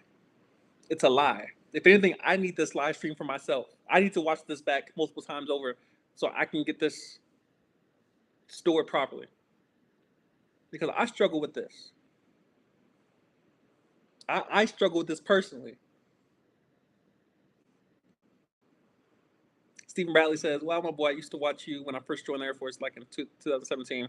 Now I do contracting with the military. I thank you. Hey, much love, my guy. Boy, getting the bag too with the contracting. I know you living differently out there, man. Speaking of military, this comes to my mind earlier to include this as far as stewardship, because I asked myself, I'm like, all right, so Ray, you kind of walked in and benefited, and I'm now living the life that I've always wanted. It's not perfect by any means, but when I wake up every single day, I live a slow morning. I wake up, turn my air conditioner off, come here, make coffee, sit on my couch, turn on YouTube, and I slowly just let life just happen. And I asked myself, how did I get here? Because I did not try. Like YouTube was my goal to like make it and to like earn passive income and to like retire from having to work and what have you. And it did not work. It I cannot live off what I'm making from YouTube at all, at all. Um, and ask myself, what is the silver lining? What did you do right? You did something right. What did you do right? And the answer is stewardship. Stewardship. Now I failed in a lot of ways when it comes to stewardship. In terms of did I maximize and did I invest properly all the money I earned in my Air Force career? Absolutely not. And that's one of my biggest regrets. I wish I can go back and invest all that money that I earned from deployments, what have you, and from living in DC, getting crazy amounts of currency flowing through my bank accounts. I wish I had managed it better. But what I did manage was the opportunity I had in the Air Force and the way I showed up to work and the way I executed the instructions I was given. You don't you don't understand, and hear me when I say this. You don't understand the magnitude and the value of making quality decisions consistently. There is no there's no mathematical formula for if you make wise decisions consistently over time. At this point, you'll see a pop, and it just happens. It's not. No one has an answer. But what I will tell you is that it is impossible. It's mathematically impossible to make quality wise decisions consistently, and not benefit. I don't know how the system works. There's law of attraction, law of vibration, the power of the mind, all these different principles, and like, all right, so if you just do it this way, and if you just invest this and buy my crypto, and then no. What I do know is that if I'm faced with the option of here's a good decision, here's a better decision, here's the best decision you could possibly make, which do you want? All right, I'm gonna go sports gamble. I didn't. That's not one of the options. That's not one of the options. Choose. And every day, all of us, we wake up and we make decisions, and we have choices available to us. I'm like, all right, I can make food at home. I can order Uber Eats. I can go out to dinner. Which do I choose? And we all make decisions. a lot of us don't realize that each one of those decisions has a cost to it. There's a benefit to each one of those decisions. There's a cost to all those decisions. We don't want to hear it in the moment, but later on, when we look back and like, how much money did I waste on Uber Eats? $20 each, $40 here. Wingstop is crazy. Chick-fil-A got me for 25. I ordered some Klarna, so I'm paying 4 payments on Chick-fil-A to get a spicy chicken sandwich deluxe. It's too much. And we look back at it, and then I'm like, if I had like $5 extra, if I had 20, now I got to borrow $20 from here, dad, and call this person. You had the money. You mismanaged it. So shout out to Stephen Bradley. He looks like one of the people that managed his opportunity in the Air Force, working remote, mind you. IT, where I got the Sec Plus. I see you, Red. I see you. It always warmed my heart to hear people that gained anything from listening to me talk and rant and talk about wisdom and what have you. So I'm definitely grateful you came back. Say what's good. Try to wrap this up because some of these notes just too much. What else we got? Oh, this is a big one. We need to redefine what a need is. A need. Once you define what a need is for you, then you're able to see that everything else is a want. And then now you're faced with the consequences of, am I buying wants, calling them needs? When you buy food, are you buying frozen pizzas and blueberries and strawberries, or are you buying ground beef and eggs? There should be a clear difference between what a need is for you and a want is. A need is something you cannot live without. You cannot live without it. You need protein, you need nutrients, you need vitamins, you need minerals, you need fiber, who knows. But again, those are needs. If you're looking at sugar and pizza and fats and the combination of carbs and fats together, typically it's not something healthy. If you ever see carbs and fats combined, that's not a need. It's not a need.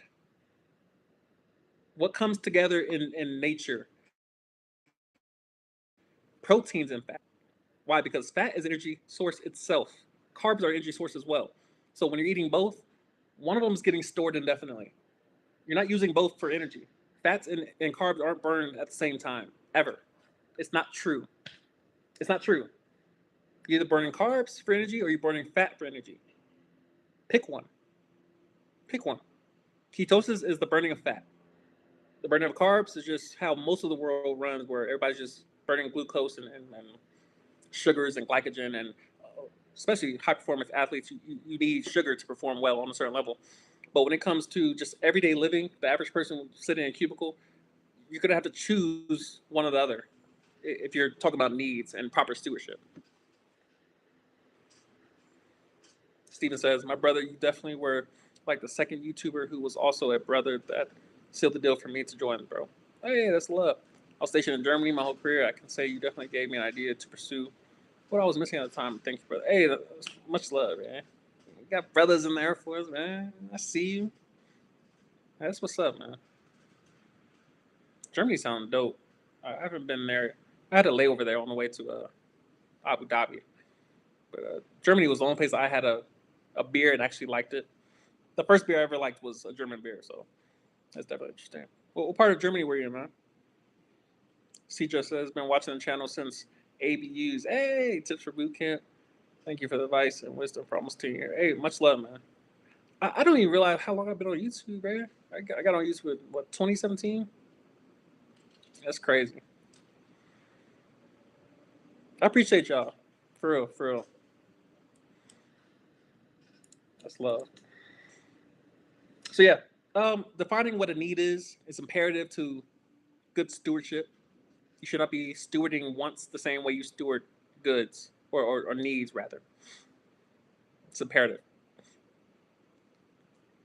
My brother said, get those good carbs in. Sweet potatoes might go to.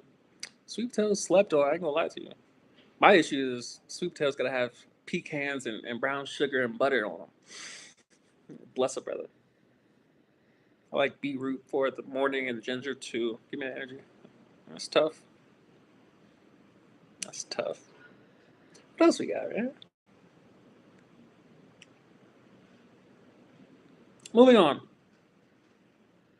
Giving is good management. Giving is good management. Um, Whenever you give to someone, whenever you sacrifice, you want to think of it as planting a seed. It may not come back immediately, and it probably won't come back directly to you, but it will come back.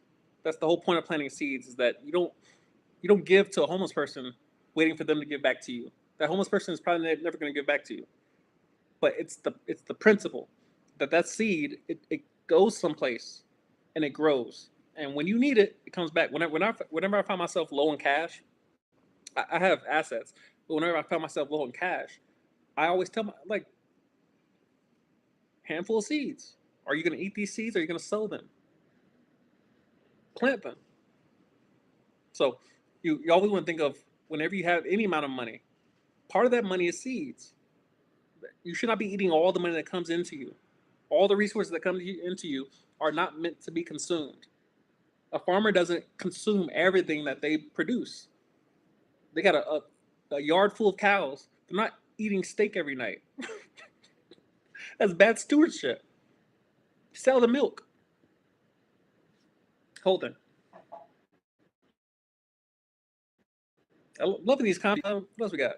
Brothers in Ramstein. I see you. The hub of Europe. Ramstein was one of the places that I low key wanted to go, in terms of finance, but I heard it was like a 24-hour operation over there. I'm like, nah, I'm good. I'm not trying to. I'm not trying to be working no night shift as finance. It's too much. Steven says, as a black man, night shift as finance. It's too much.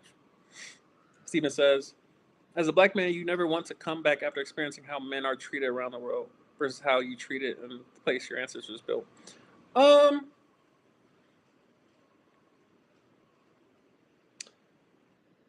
I've been around America almost a couple times in terms of just hitting multiple states, living in multiple states, and there isn't much else to see there. I've seen a lot of it, if not all of it, and there comes a point where you just want to see something different. Now, I'm not saying I will never come back to the U.S., but I just, first of all, once you experience certain things, it's just difficult to go back. I'm not saying that any place I've been to, including Costa Rica, is better than the U.S. But it's just different. So, like, when I have my balcony door open all day long, and the temperature in my house is 65, 64, 60, it's 60 degrees. It's perfect temperature year round, and it costs less. I'm like, all right, so when I do a cost benefit analysis, I'm like, all right, what do I benefit by going back to America? I'm like, well, you get hotter weather, more volatile weather, and it's going to cost you a lot more. But you get to speak English. I'm like, that's one benefit. I mean, English is good, but I can go to Europe. I can go to the Philippines and speak English. I can go to Guyana and speak English. I can go to Jamaica and Bahamas and speak English. Why would I want to go back to America just for the? It's a cost benefit analysis. So, you are right to point out, um, yeah, Black American. I'm not African American. I'm a Black American. Um, I am native to North America. My people are native to North America. So you're accurate there. But yeah, it's just hard to kind of unsee certain things. And purchasing power is a big thing where, I can't find 5 good reasons to live in the U.S. when I can get the same amenities, if not better, living outside the U.S. for much less. For much less. So yeah, it's a whole thing. Steve says I add olive oil and some agave organic to make it sweet. Interesting. Interesting.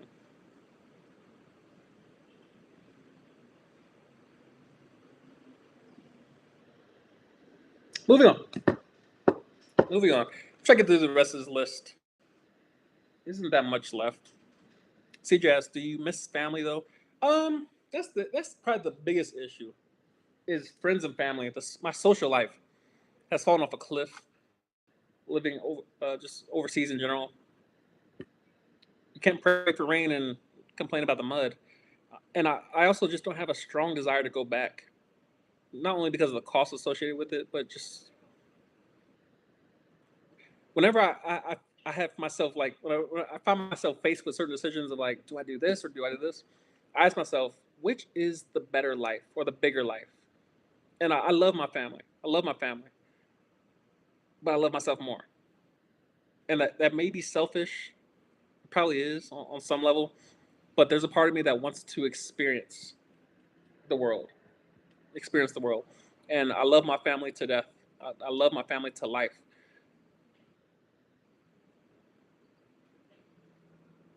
But yeah, I'm choosing me. I'm choosing me. And so when it comes to living I get one life on this earth. I get one life on this earth.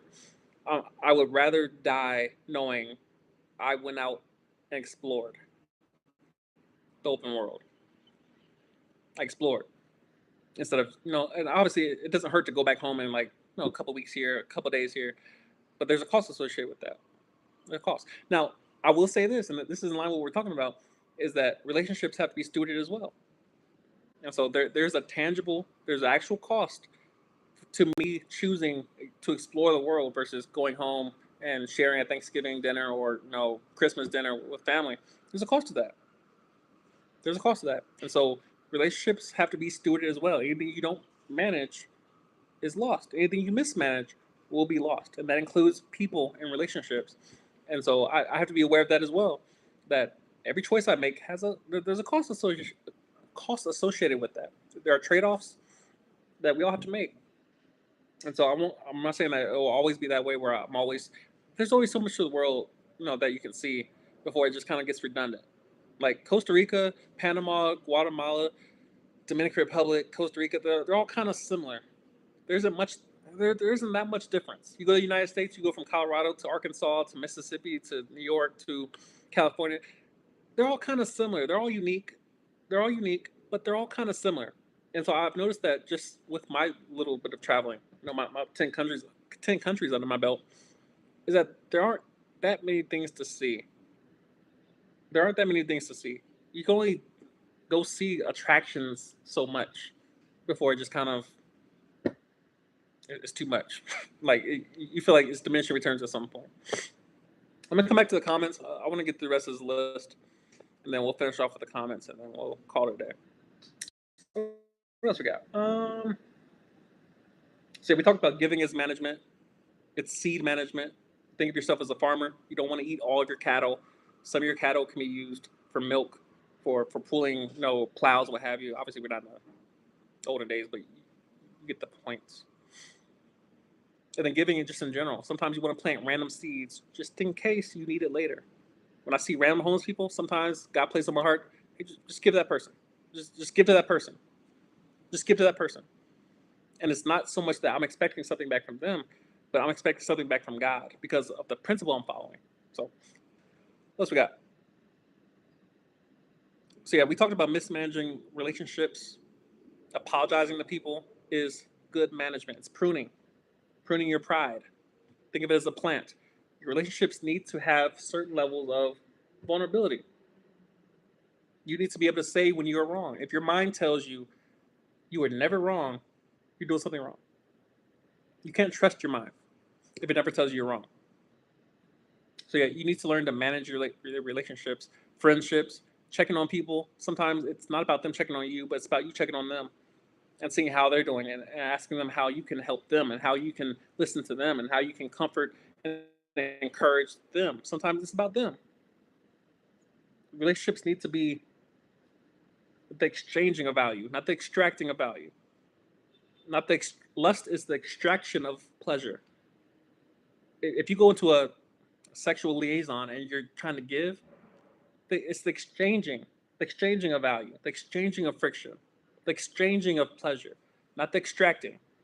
So take inventory of your relationships and ask yourself, which of these relationships am I extracting value versus exchanging? Am I giving as much as I'm taking, or do I feel like a burden to this person because I'm only taking from it, I'm not giving back?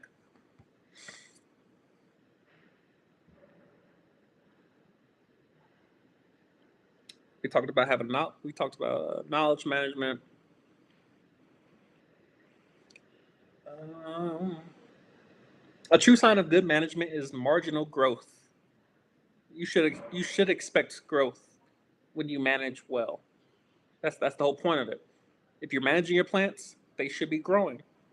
If you're pruning your plants, if you're managing the soil and the nutrients thereof, the water content, not overwatering, not underwatering. If you're managing your plants, you should expect it to grow, and they do grow when they're managed properly. Now you're just applying those same principles of a plant or a child or a farm and apply them to your everyday life, to your person. Like my hair should grow if I manage it properly. It won't always do it. There are genetic factors that will limit you. Like my fro is not. There's a reason why yeah, it's supposed to be that way. You can't control everything, but what you can control, you should be stewarding it. Yeah, I'm just running through the last few of these. Yeah, we're at the 2 hour mark. What else we got?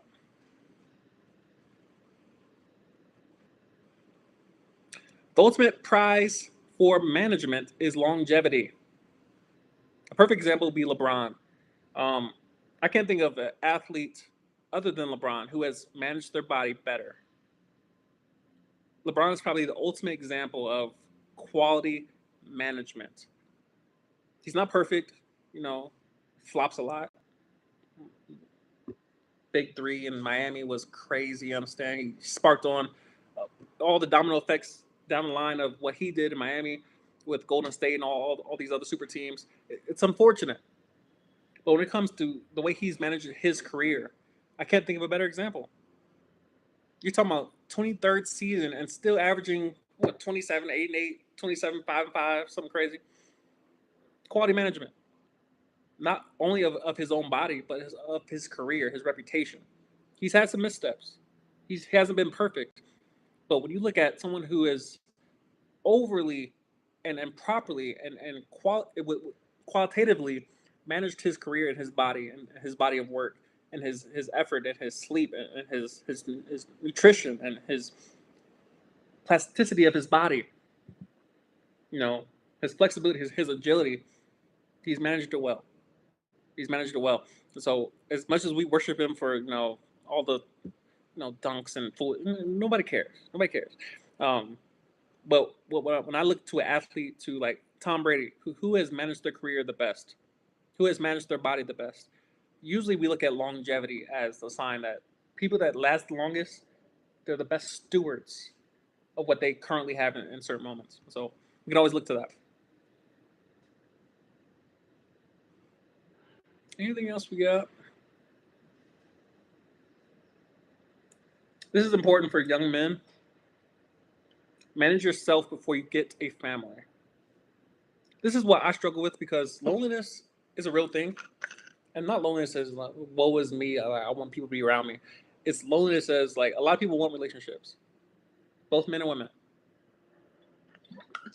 A lot of people want relationships and they have not yet managed and stewarded their own lives. If you were a company, would you be bankrupt? Especially in terms of debt to income. Are you managing yourself properly? Are you in shape? Are you attractive? Are you healthy? Are you fit? Are you wise? Are you disciplined? Manage yourself before you get a family. Marry before you get a family, which means you need to. There's steps. You need to prioritize properly how you present yourself to the world. It's much easier to get married if you're single with no kids than if you're single with kids. You need to wisdom. So yeah, manage yourself before you get a family to manage. A couple other things. I do want to shine a spotlight on the black community, the black American community, the black American community. My people, my people. We are all guilty of mismanaging all the. I don't care if we're 13% of the population. I do not care how much money flows through our community and never comes back. We are the poster. We are the community that mismanages probably the most. We're the best stressors. We're the most entertaining. We dominate all the professional sports, save the NHL and probably baseball as well. But everything else is us. NBA, football, and the NFL. Because we might have international viewers. Um, yeah, mismanagement. There's countless stories, countless articles of professional athletes going broke, millions of dollars coming through their hands, $800,000 game checks, nothing to show for it years later. But we got Jordans, our shoes, beautiful. This is fake, by the way. This is fake, by the way. I'm not wearing my wealth at all. I'm not wearing any of my wealth. So, but yeah, we got all the chains, all the jewelry, the flashiest cars, flashiest houses, but yet we can't pay property taxes on it. It's just too much. The black community is guilty of mismanaging everything from our families to our children's to our educations to our wisdom to our investments. We're guilty, and I hope you've noticed that no one is coming to save us. No one, like, there's no Mayflower of sorts coming to rescue the Black Americans from this 400-year plus genocide that we've been victim of. No one cares. If you travel enough, you will see poverty that is way worse than what Americans are going through. We get paid in dollars, the world's strongest currency, and in most of the case, most of the time, the U.S. dollar is the most valuable currency, or the world reserve currency. So yeah, it's different levels of poverty. That's one thing you'll notice very quickly when you travel, is that there are levels to poverty. That there are levels to poverty. If you're getting paid in Colombian pesos versus getting paid in dollars, there there are levels, which means we need to be better stewards of what we have coming through our hands. I don't care if it's just a an office job or a retail job, or you have the world's strongest currency flowing to your hands with respect to Bitcoin. The world's strongest currency, the world reserve currency, the currency that everyone. If you go to Colombia, go to Dominican Republic, you'll see people with $20 bills in their phone case. Now, again, it's a liability. It's fiat. It's still being depreciated just along with all the other ones, all the other currencies. But it's the world's reserve currency. People would love to get paid in dollars. So yeah, the black community has to take accountability for all the money that we've mismanaged, all the opportunities that we've mismanaged. It's unfortunate. It's unfortunate. What else we got?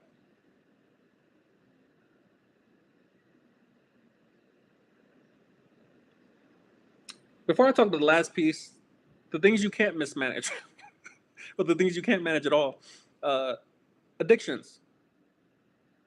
Probably the hardest thing ever to try to manage is an addiction. Lust, gambling, some drugs, um, some liabilities, like the value of the dollar. You can't manage the value of a dollar. You can only manage the dollar. So there's certain things that are out of your hands. Um, Broken systems can't be managed. Poverty.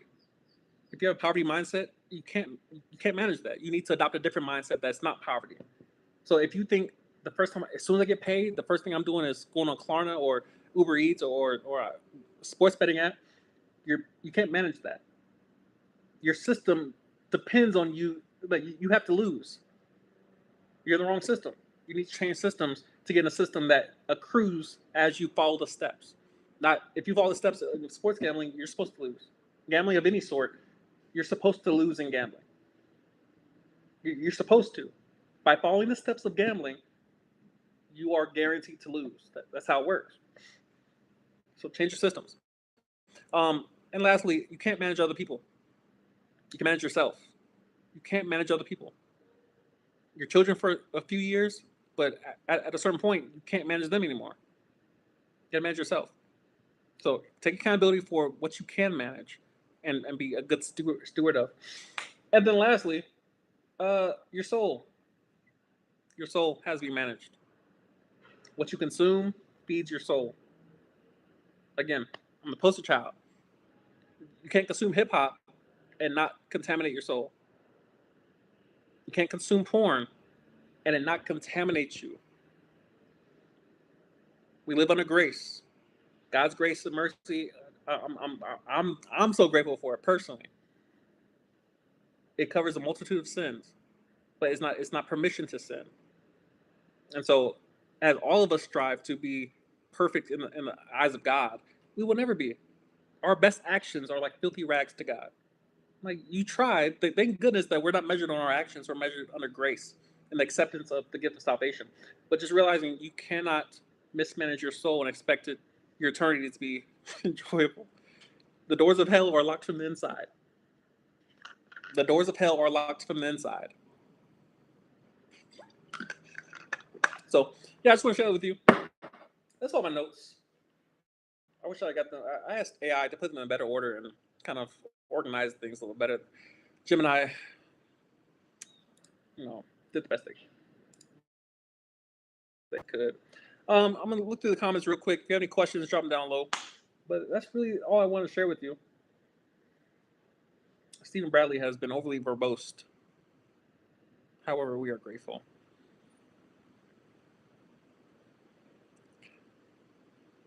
All right, so Stephen Bradley, you have a lot to say today.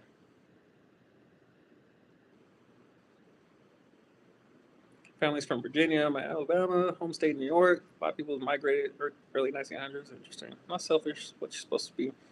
Only in place of standard for men not to love themselves. Men are loved in this country after they're gone. It's unfortunate. Believe though, and you see how much freedom you're actually missing. Freedom is it's an interesting word. I'll leave that tangent alone currently. Caribbean countries, noted. Support system structures important places that were colonized. Portuguese. Interesting.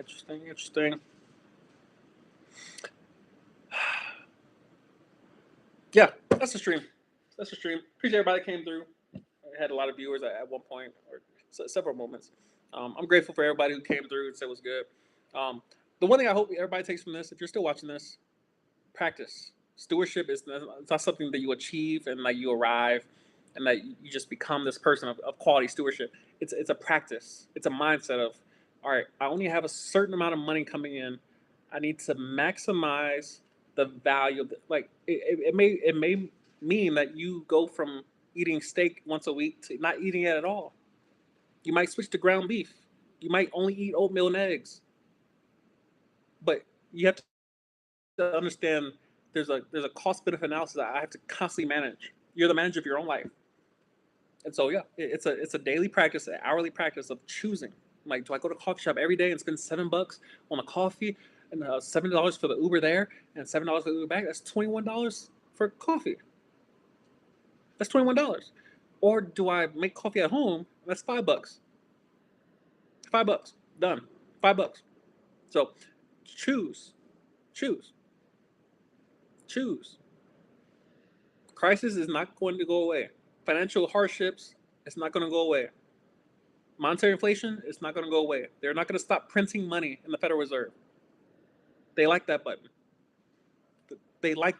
It's not going away. Also, there's nobody telling them not to. We the people, but no, they're not going to stop. So you have to manage what you have. You have to manage. You can't manage them. We talked about that. You can't manage the other people and what they're doing and how they live their lives and how they may or may not abuse power and authority and what have you. What you have is your body, your time, your money, your family, your relationships, your money. Manage it. That's the video. Say it was good to your boy. See y'all next stream.